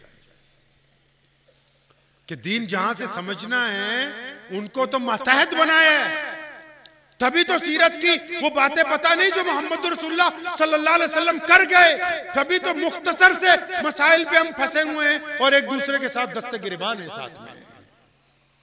हमने अपने अइम्मा को, अपने उलमा को वो मुकाम दे ही नहीं सके अभी तक।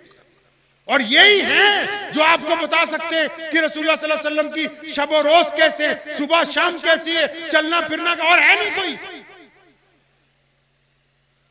सुना मोहम्मद रसूलुल्लाह सल्लल्लाहु अलैहि वसल्लम के सहाबी ने क्या किया? सैयदना बिलाल रज़ियल्लाहु अन्हु ने, वो बैतुल्लाह की छत पर चढ़े, कहा काबा किधर? जिधर रसूलुल्लाह खड़े थे उधर मुंह करके अजान देने लगे। मौलाना मुफ्ती बिलाल साहब की बात पूरी करता हूँ, उधर मुंह करके अजान देने लगे। अब नबी अलैहिस्सलाम के दिल में अल्लाह ने डाल दी कि जब तक अजान होती है तवाफ कर लिया जाए। अब नबी अलैहिस्सलाम, बिलाल अजान दे रहे हैं, अल्लाहु अकबर अल्लाहु अकबर, नबी अलैहिस्सलाम तवाफ के लिए चल पड़े हैं। अब बिलाल ने देखा कि मेरा काबा चल पड़ा तो बिलाल भी अजान देते देते घूम रहा है ताकि क़यामत तक के मुसलमानों को बता दें कि जिधर रसूलुल्लाह गए हैं उधर ही जाना है। दरमियान में जितने मर्जी आ जाएं उनकी पैरवी नहीं की जा सकती है,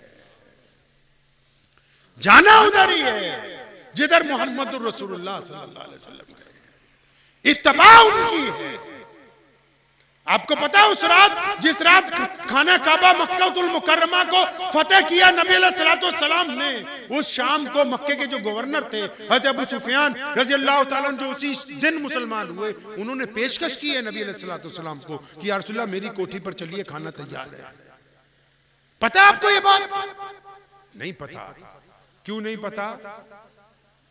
क्योंकि हम सोचते हैं हम खुद ही मौलवी बन जाएं। आप भी अच्छे खासे मौलवी हैं माशाल्लाह।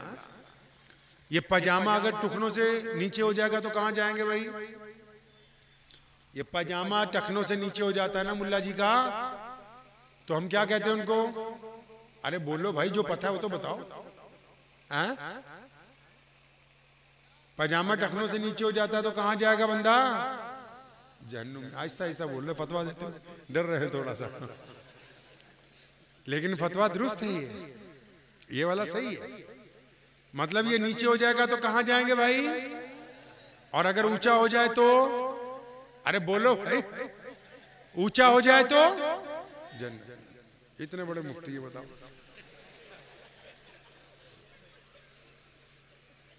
अब जब मैं पढ़ने के लिए गया था तो मेरा पजामा टखनों से नीचे था एक दिन, तो वहां मुझे 2-4 लोग मिले, तो उन्होंने मुझे कहा कि इसको ऊंचा कर ले, तुझे जहन्नुम में जाना है। तो मैंने कहा अच्छा ऊंचा कर लेते हैं, तो कहने लगा हाँ अब ठीक है, तू जन्नत में जाएगा।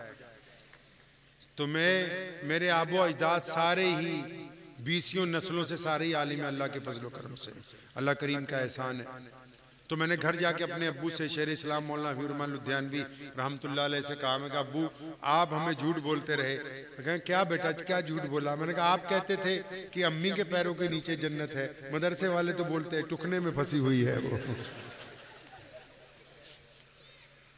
इन्होंने तो बताया कि यहाँ है। तो फिर जब उस्तादों ने पढ़ाना शुरू किया तो पता लगा कि ये हक और सच है बात कि अगर कपड़ा टखनों से नीचे होगा तो आप जहन्नुम में चले जाएंगे। लेकिन अगर आपको मैं पूछूं क्यों चले जाएंगे भाई, तो इनको पता नहीं होगा कि क्यों चले जाएंगे, क्योंकि हमने सिर्फ मसाइल को अब तनकीद के लिए रखा है। अब मसाइल को हमने एक दूसरे को नीचा दिखाने के लिए रखा है। अब हम फतवा अपने इमाम के खिलाफ, मोहतमिम के खिलाफ, सदर के खिलाफ, पड़ोसी के खिलाफ लेने जाते हैं। अब हम फतवा अपने माल के लिए लेने नहीं जाते। अब हम दीन को उस तरह नहीं इस्तेमाल करते जिस तरह है। तो मक्के में उस रात को मैं जिक्र कर रहा था, मक्के के गवर्नर ने पेशकश की नबी अलैहिस्सलातु वस्सलाम से कि या रसूलुल्लाह सल्लल्लाहु अलैहि वसल्लम मेरे घर चले। अब्दुर्रहमान बिन औफ अरबोपति मुसलमान है रज़ियल्लाहु ताला, उन्होंने कहा या रसूलल्लाह हमारे घर चले। अबू बकर सिद्दीक रज़ियल्लाहु ताला, या रसूलल्लाह हमारे घर चले। सारी मक्के के पुराने रहने वाले, सबकी रिश्तेदारियां वहां हैं। तो प्यारे नबी अलैहिस्सलातु वस्सलाम ने सबको कहा कि नहीं अभी आपके घर जाने के लिए वक्त नहीं है। उधर एक औरत मुअम्मर सी जो है, उम्मे हानी, अपने घर में बैठी हुई है। उसके बच्चे पूछते हैं कि तुम तो कहती थी कि तुम्हारे भाई हैं, आज मक्का फतेह हो गया, मामू आएंगे हमारे घर। अब उम्मे हानी ने भरे हुए मन से कहा, क्योंकि उनके दिल में एक बात है कि नबी अलैहिस्सलातु वस्सलाम बहुत मसरूफ हैं, उनको कहां याद होगा। तो उसने भरे हुए मन से कहा कि हाँ बेटा। तो उनकी आंखों में आंसू आ गए। तो इतनी देर में किसी ने जोर से जरा दरवाजे पे दस्तक दी। तो इधर से उम्मे हानी ने जज्बात में पूछा कि कौन है दरवाजे पर। तो उधर से आवाज आई, हानी दरवाजा खोलो, मैं तुम्हारा भाई मोहम्मद रसूलुल्लाह। नबी अलैहिस्सलातु वस्सलाम फतेह मक्का के दिन कहां गए? रात के पहले पहर ईशा की नमाज पढ़ के किसी चौधरी के पास नहीं, किसी रईस ज़ादे के घर पे नहीं, किसी गवर्नर की कोठी पे नहीं, अपनी उस गरीब बहन के घर जो नबी अलैहिस्सलाम के सके चचा की बेटी है, उम्र में नबी अलैहिस्सलाम से 15-20 साल बड़ी है, जिनके पास बचपन गुजरा है। उस रात सुनिए जाके इमाम बुखारी से, मेरे नबी ने फाके तो गुजारे, कभी बासी रोटी नहीं खाई है। मौलाना फाके किए हैं, कभी बासी रोटी नहीं खाई। फतेह मक्का की रात को नबी अलैहिस्सलातु वस्सलाम ने उम्मे हानी के घर पहुंचे और जाते ही पूछा, हानी कुछ खाने के लिए है? या रसूलुल्लाह सल्लल्लाहु अलैहि वसल्लम कुछ भी नहीं। फरमाया, फिर उम्मे हानी ने कहा, या रसूलुल्लाह हाँ एक बासी रोटी पड़ी हुई है। फरमाया वही लाओ। बासी रोटी को पानी से धोया गया, सिरके में डुबोया गया। ये पहला मौका है कि मोहम्मद रसूलुल्लाह ने बासी रोटी खाई है। और नबी अलैहिस्सलाम अपनी उस बहन के घर पहुंचे। ये वाकया सुनिए, उसके बाद गुफ्तगू को खत्म करूंगा और फिर अपने दिल का अंदाजा लगाइए कि हम मुसलमान हैं, मोहम्मद रसूलुल्लाह सल्लल्लाहु अलैहि वसल्लम हमसे क्या चाहते हैं। प्यारे नबी अलैहिस्सलाम ने उस रात जब वो बासी रोटी तनावुल फरमा ली तो क्या कहा नबी अलैहिस्सलाम की बहन ने, उन्होंने एक बिस्तर लगाया। बिस्तर लगाने के बाद गुजारिश की कि या रसूलुल्लाह सल्लल्लाहु अलैहि वसल्लम, आप इतने दिन से सफ़र में हैं, आज मक्कातुल मुकर्रमा फतेह हुआ, अदालतें लगी, अजानें हुई, नमाजें हुई, आप थक गए हैं, आप आराम कीजिए, अंदाज़ा लगाइए फतेह मक्का की पहली रात है, होना तो ये चाहिए था कि इस रात में कोई बड़ी सी दावत होती, मेहमान नवाजियाँ होती, रोशनियाँ की जाती, लोगों को बुलाया जाता, लेकिन ये अपनी गरीब बहन के घर तशरीफ फरमाए और इस घर में भी सिर्फ बासी रोटी खाने के बाद बिस्तर पर लेटने से इनकार कर रहे हैं। नबी अलैहिस्सलाम आराम फरमाने से इनकार कर रहे हैं। बैठ गए, फरमाया हानी यहाँ बैठो मेरे सामने। उम्मे हानी रज़ियल्लाहु तआला अन्हा नबी अलैहिस्सलाम से 15-20 साल उम्र में बड़ी हैं, बच्चे भी साथ में आके बैठ गए।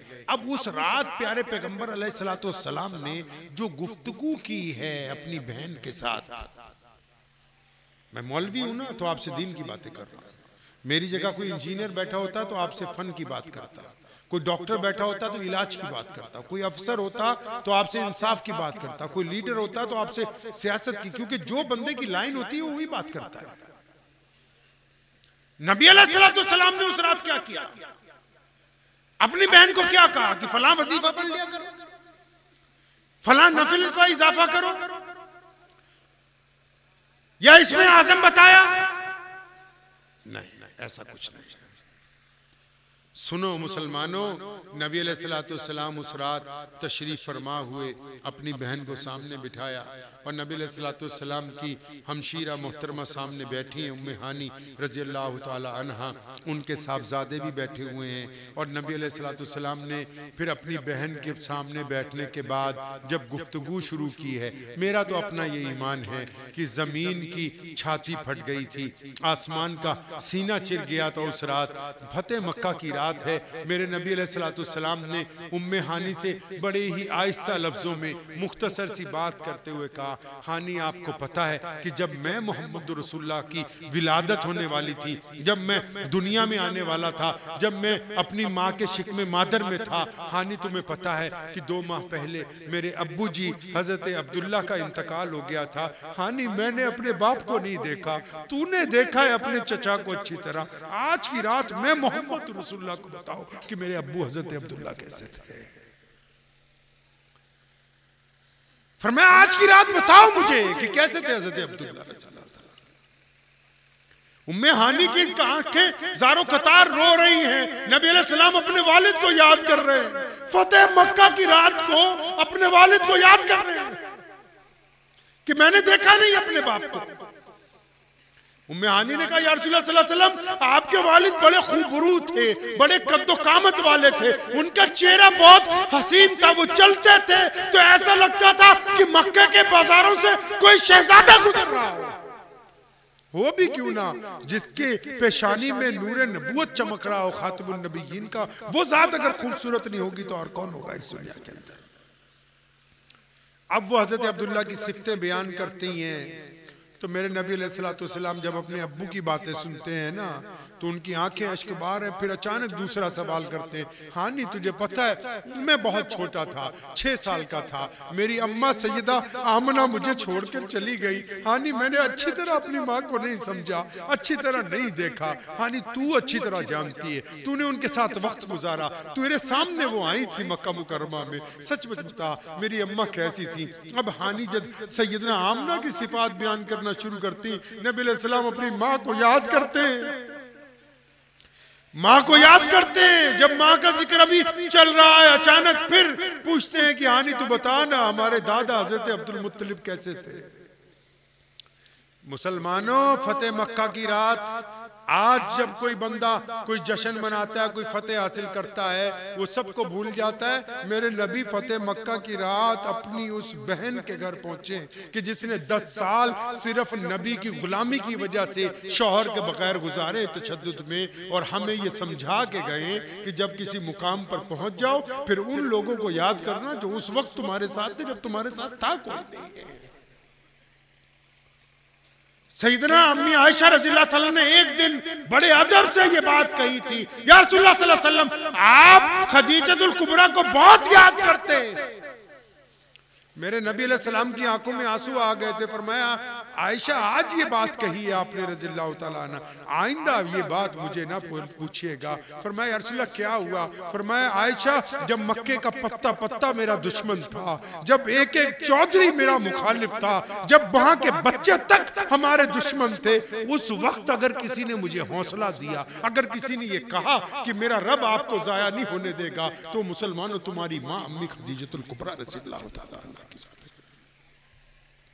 ये नबी अलैहिस्सलातु वस्सलाम है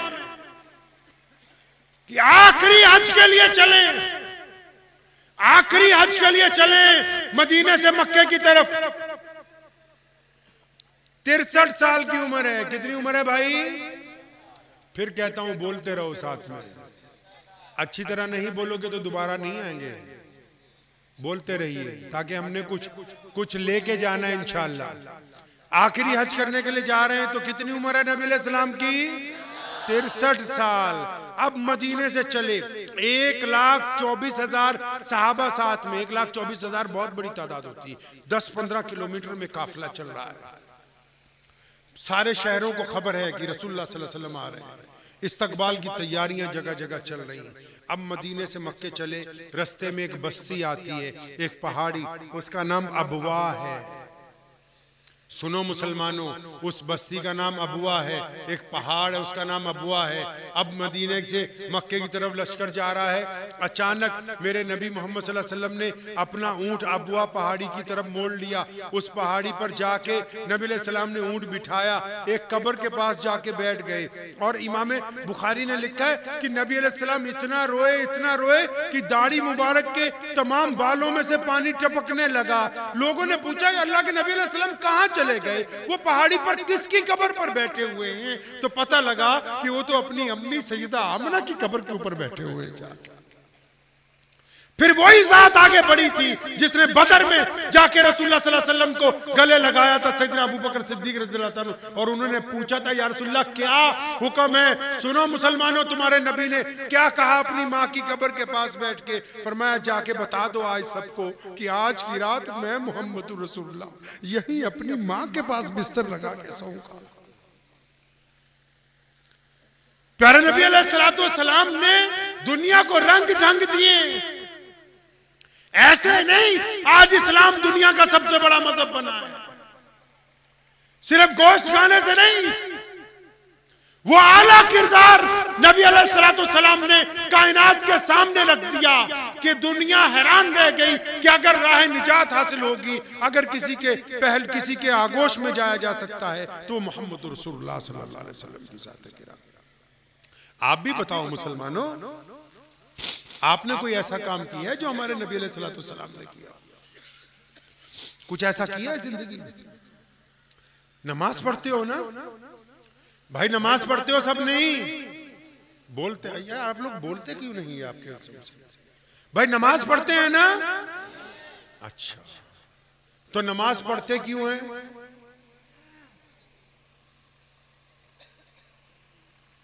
क्या? किसके लिए? अल्लाह के लिए।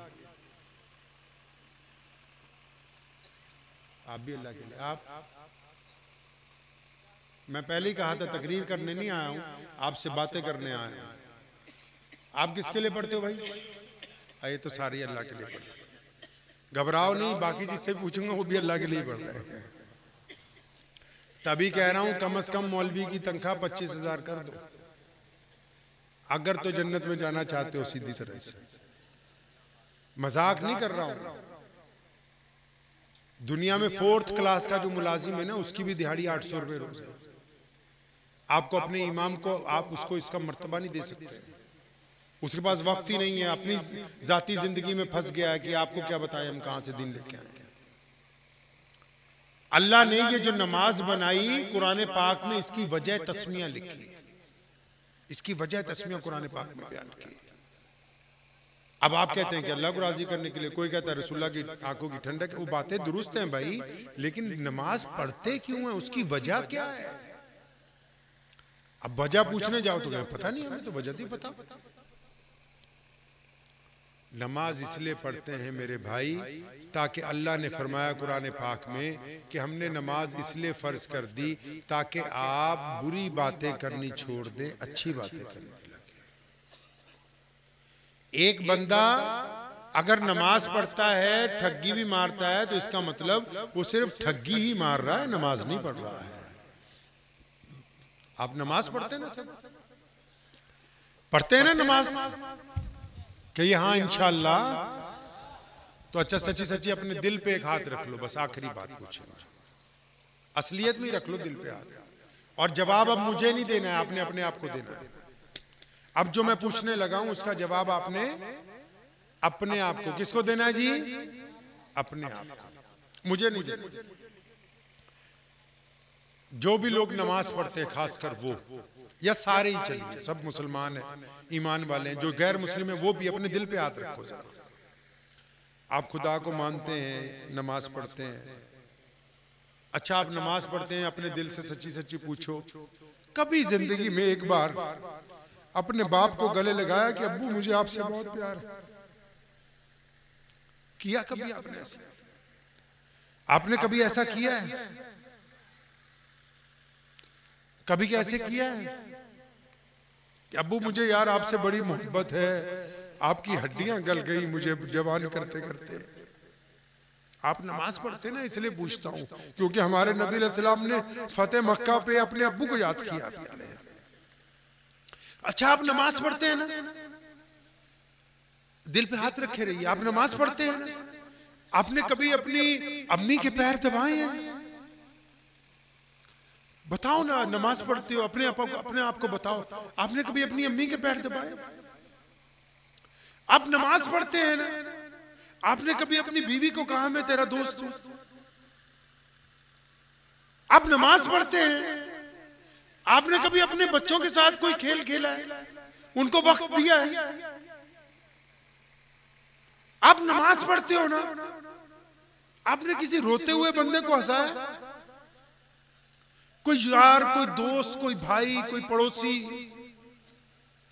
कोई बच्चा, कोई बूढ़ा जो रो रहा हो, आप जानने वाले उसके, आपने कभी उसको हंसाया?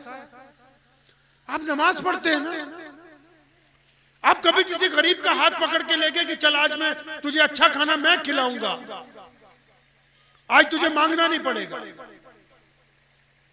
आप नमाज पढ़ते हैं ना, आपने कभी किसी अपनी मजबूर बहन, अपने किसी मजबूर भाई, अपने किसी मजबूर दोस्त, अपने किसी मजबूर पड़ोसी के घर के बाहर जाके अपनी हैसियत के मुताबिक लिफाफे में 500, 1000, 50,000, 1 लाख डाल के चुपके से नीचे से फेंके हो कि मेरे भाई की इज्जत भी बच जाए, इसको पता ना लगे कि किसने इसकी मदद की है? आप नमाज पढ़ते हैं, आपने कभी ऐसा कुछ किया है? आप नमाज पढ़ते हैं ना, रास्ते में कोई पत्थर गिरे होते हैं गाड़ियों से जो लोगों को एक्सीडेंट कर सकते हैं, आपने कभी किसी पत्थर को उठा के साइड पे रखा है? पता लगे ना, हम अपने आप को मुसलमान कहते हैं, जबकि गैर मुस्लिम कौमें आज भी, आप कोई पंचायत लगा लो, किसी मुसलमान और गैर मुस्लिम का पैसे का झगड़ा हो, तो गैर मुस्लिम आज भी आपके मुंह पे कहेगा कि तू मुसलमान होकर झूठ बोल रहा है। मतलब हमारे बाप दादा ने ऐसी जिंदगी गुजारी, वो आज भी आपको शराब पीता देख के कहेगा कि मुसलमानों में तो शराब पीनी हराम है, तुम क्यों पीते हो? पता तो लगे यार, हम कहां खड़े हैं? ये बहाने बना लिए मौलवियों ने, हमारे लीडरों ने कि जी फलां ने ये कर दिया हमारे खिलाफ, फलां ने। हम खुद क्या कर रहे हैं अपने दीन के साथ? हमने क्या किया अपने मजहब के साथ? बताओ तो सही। ये कड़वी बातें हैं, लेकिन ये होनी चाहिए। मस्जिद के इस्तिंजा खानों में बीड़ियां आके गैर मुस्लिम नहीं पीते? कौन है वो लोग? कुरान पाक के ऊपर मनो मिट्टी चढ़ी हुई है मस्जिदों में, कौन है वो लोग जिन्होंने अपनी मस्जिद में कभी पोछा नहीं मारा, झाड़ू नहीं मारा? कौन है ये? क्या हम अब रस्में निभाने को रह गए कि बस रस्में निभाएं, 12 रबीउल अव्वल का जलसा करेंगे, ईद बकर ईद आएगा गोश्त खाएंगे, हम रस्मी मुसलमान रह गए। हमने रसूलुल्लाह सल्लल्लाहु अलैहि वसल्लम की आला रिवायात को कायम करना है। अगर हम उन रिवायात को कायम नहीं कर सके तो कल हौज़े कौसर के जाम पे हमें नबी अलैहिस्सलातु वस्सलाम के सामने जवाबदेह होना होगा। याद रखो, अगर किसी गैर मुस्लिम ने आपकी वजह से ये कहा कि मुसलमान गलत हैं, आप किसी गैर मुस्लिम के साथ पढ़ते हैं, किसी गैर मुस्लिम के साथ कारोबार करते हैं, किसी गैर मुस्लिम के साथ नौकरी करते हैं, किसी गैर मुस्लिम कोई आपके पास काम करता है, अगर आपकी आचरण की वजह से उसने ये कहा कि मुसलमान बुरे होते, तो कल क़यामत के रोज आप अल्लाह और उसके रसूल के मुजरिम बनेंगे। आपको किसने कहा कि छूट दे रखी है इस्लाम ने? आपको इस्लाम की तस्वीर को कौन खराब कर सकता है हमारे अलावा? इस्लाम की फोटो को देखिए ना, जरा फोटो देखिए इस्लाम की। आप कहेंगे फोटो तो होती नहीं, होती है यार। अपने मोबाइल के कैमरे में अपनी एक सेल्फी खींचो, अगर ये सेल्फी किसी ठग की है तो आप मुसलमानों के और इस्लाम के मुजरिम हैं। अगर ये सेल्फी किसी शराबी की है तब आप इस्लाम के मुजरिम हैं। अगर ये सेल्फी किसी की बेटी की तरफ जिना की निगाह से सुबह शाम देखने के वाले की, तो आप अल्लाह और उसके रसूल के मुजरिम हैं। आप नमाज वो काबिल कबूल नहीं है कि जिसमें बहुत 4 दफा वजू करके और 10,000 आयतें पढ़ी जाए। नमाज वो काबिल कबूल है जो नमाज पढ़ने के आने के बाद किसी गैर की बेटी को देखे तो आंखें झुका ले। अगर वो गैर की बेटी को फिर भी जिना की निगाह से देखता है तो वो अंदर तमाशा करके आए, अल्लाह को धोखा देने की कोशिश करके आए। जो दीन जिस काम के लिए बना, आज कायनात में इस्लाम नंबर 1 पे इसीलिए कि मुसलमान पूरी कायनात में अपने किरदार में सबसे आला हैं, और हम पीछे इसलिए हैं क्योंकि अब हम किरदार की बात नहीं करते, हम सिर्फ लिबास की बात करते हैं। अब हम सिर्फ लहजे की बात करते हैं, अब हम तनन्नुम की बात करते हैं, अब हम प्रोटोकॉल की बात करते हैं। लेकिन मेरे मोहम्मद रसूलुल्लाह सल्लल्लाहु अलैहि वसल्लम चाहते हैं कि पूरी इंसानियत के लोग और बिलखुसूस मुसलमान रसूलुल्लाह सल्लल्लाहु अलैहि वसल्लम की सुन्नत को अपनाएं। कौन सी? मेरे नबी अलैहि सलाम ने फरमाया कि बदगुमानी कुफर है, यानी जब भी सोचे तो, अरे बोले जब भी सोचे तो कुछ लाएंगे तब्दीली इंशाअल्लाह। घर से शुरू करेंगे इंशाअल्लाह। घर में कहां से शुरू करेंगे? अम्मा से, अब्बा से?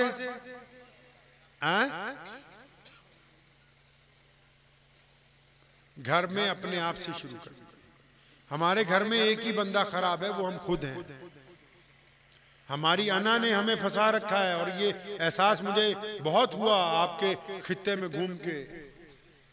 किसी को बरादरी पे फख्र है, किसी को रंग के ऊपर है, किसी को अपनी दौलत के ऊपर है, किसी को इल्म पे है, किसी को मर्तबे पर है, किसी को ओहदे पे है। मेरे रब के नजदीक आला आमाल से बेहतर और कोई चीज नहीं है, और कोई चीज नहीं है आला आमाल से बेहतर। इस बात को ज़हन नशीन कर लीजिए कि इस्लाम की जो ग्रास रूट पे जो दारोमदार है, उसके ऊपर हर एक मुसलमान की यकसा जिम्मेदारी है। इस जिम्मेदारी को अदा करेंगे इंशाअल्लाह, करेंगे इंशाअल्लाह। अपने अंदर तब्दीली लानी, दिल को थोड़ा बड़ा करना है। क्या करना है दिल को? आपने एक कहावत सुनी होगी, आपके इलाके में भी होंगे, पता नहीं मौलाना भी कहते हैं, कभी ये नहीं कहते।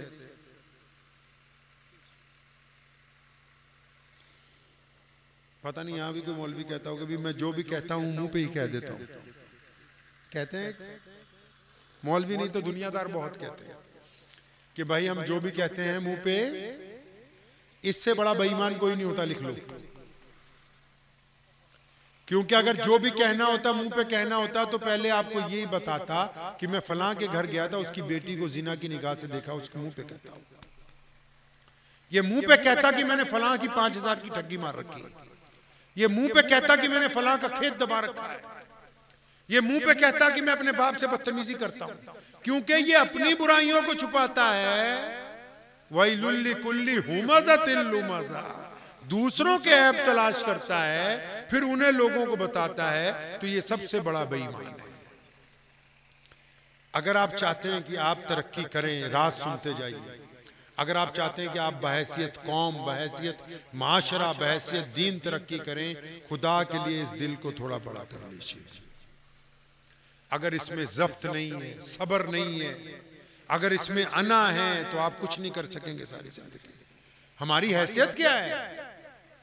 हैसियत क्या है हमारी? अगर हम दीन से अलहदा हो जाएं, हमारी हैसियत क्या है पता तो लगे। एक दिन शिखर दोपहर सख्त गर्मी के मौसम में सैयदना उमर बिन खत्ताब रज़ी अल्लाह ताला अन्हु ने अचानक कैबिनेट की मीटिंग बुला ली। हज़रत अबू अय्यूब अंसारी रज़ी अल्लाह ताला अन्हु, हज़रत अब्दुल्लाह इब्न ज़ुबैर रज़ी अल्लाह ताला अन्हु, हज़रत उस्मान रज़ी अल्लाह ताला अन्हु, मौला अली करम, सबको भी जल्दी बुलाओ, मस्जिद में बुलाओ। पता नहीं उन्होंने कहा कोई मीटिंग इमरजेंसी आ गई, किसी मुल्क में नए नए मुल्क मुसलमानों को मिल रहे हैं, कोई पंगा पड़ गया होगा। अब ये मेंबर पे खड़े हुए कहने लगे, अल्लाह की हमद और रसूलुल्लाह सल्लल्लाहु अलैहि वसल्लम पर दुरूद के बाद मैं तुम्हें ये बताना चाहता हूँ कि जब मैं छोटा था तो जब कहत पड़ता था, मेरी अम्मा मुझे अपनी बहन के घर भेज देती थी। हमारा खालू मुझे देख के कहता था, ये भुक्कड़ आ गए, इनके पास खाने को कुछ नहीं। अब ये सारे सहाबा हैरान हैं, ये मुसलमानों का अमीरुल मोमिनीन, 22 लाख मुरब्बा मील का हुक्मरान, ये दोपहर को कैसी बातें कर रहा है। अरब में आज भी रवाज है, दोपहर के बाद दुकानें बंद हो जाती, लोग घरों पे होते हैं। फिर कहने लगे, अरे सुनो मेरे नबी अलैहिस्सलाम के, ये मेरे प्यारे पैगंबर के प्यारे सहाबा, मुझे एक दिन मेरे अब्बा ने कहा, उमर ऊंटों को लाइन में लगाओ। मैंने पहला ऊंट खड़ा किया, दूसरा खड़ा किया, जब तीसरा खड़ा किया पहला भाग गया, उसको खड़ा करने आया तीसरा हिल गया, जब चौथा लगाया दूसरा निकल गया। जब ये बात बयान करने लगे, फरमाया मेरे अब्बा ने आके मेरे एक थप्पड़ मारा कि उमर तुझसे 4-5 ऊंट लाइन में नहीं लगते। अब साहबा ने पूछा, इब्न खत्ताब इतनी दोपहर को मीटिंग बुलाई, ये जो तू बातें सुना रहा है हमें पता है? तो रोने लगे। फरमाया मैं जा रहा था ना, किसी ने कहा कि उमर की इतनी हैबत है कि इसका खत चला जाए तो शहर फतेह हो जाते हैं, तो मुझे अपनी औकात याद आ गई कि अल्लाह हम तो रसूलुल्लाह से पहले कुछ भी ना थे, हम तो पैगंबर अलैहिस्सलाम की आमद से कबल कुछ भी ना थे, हम भी कुछ क्या कब थे जब तक हमारे पास दीन नहीं पहुंचा था। हमारे पास ये जो कुछ है, ये जो भी तुम्हारी बरादरियां, जो भी सरदारियां हैं, ये मोहम्मद रसूलुल्लाह के सदके हैं। दिल को थोड़ा बड़ा कीजिए, अना को थोड़ा कम कीजिए, एक दूसरे से ज़ब्त का मुजाहिरा कीजिए और गैर मुस्लिम अक़वाम के सामने, गैर मुस्लिम दोस्तों के सामने असलियत में आला इखलाक का मुजाहरा कीजिए, ताकि इस्लाम के मुतालिक दुनिया को जो शक व शुबहात हो गए उसको हम अपने अमल के साथ दूर कर सकें। दुआ कीजिए अल्लाह मुझे भी और आप सबको भी इन बातों पर अमल की तौफीक अता फरमाए। व आखिर दावाना अल्हम्दुलिल्लाह।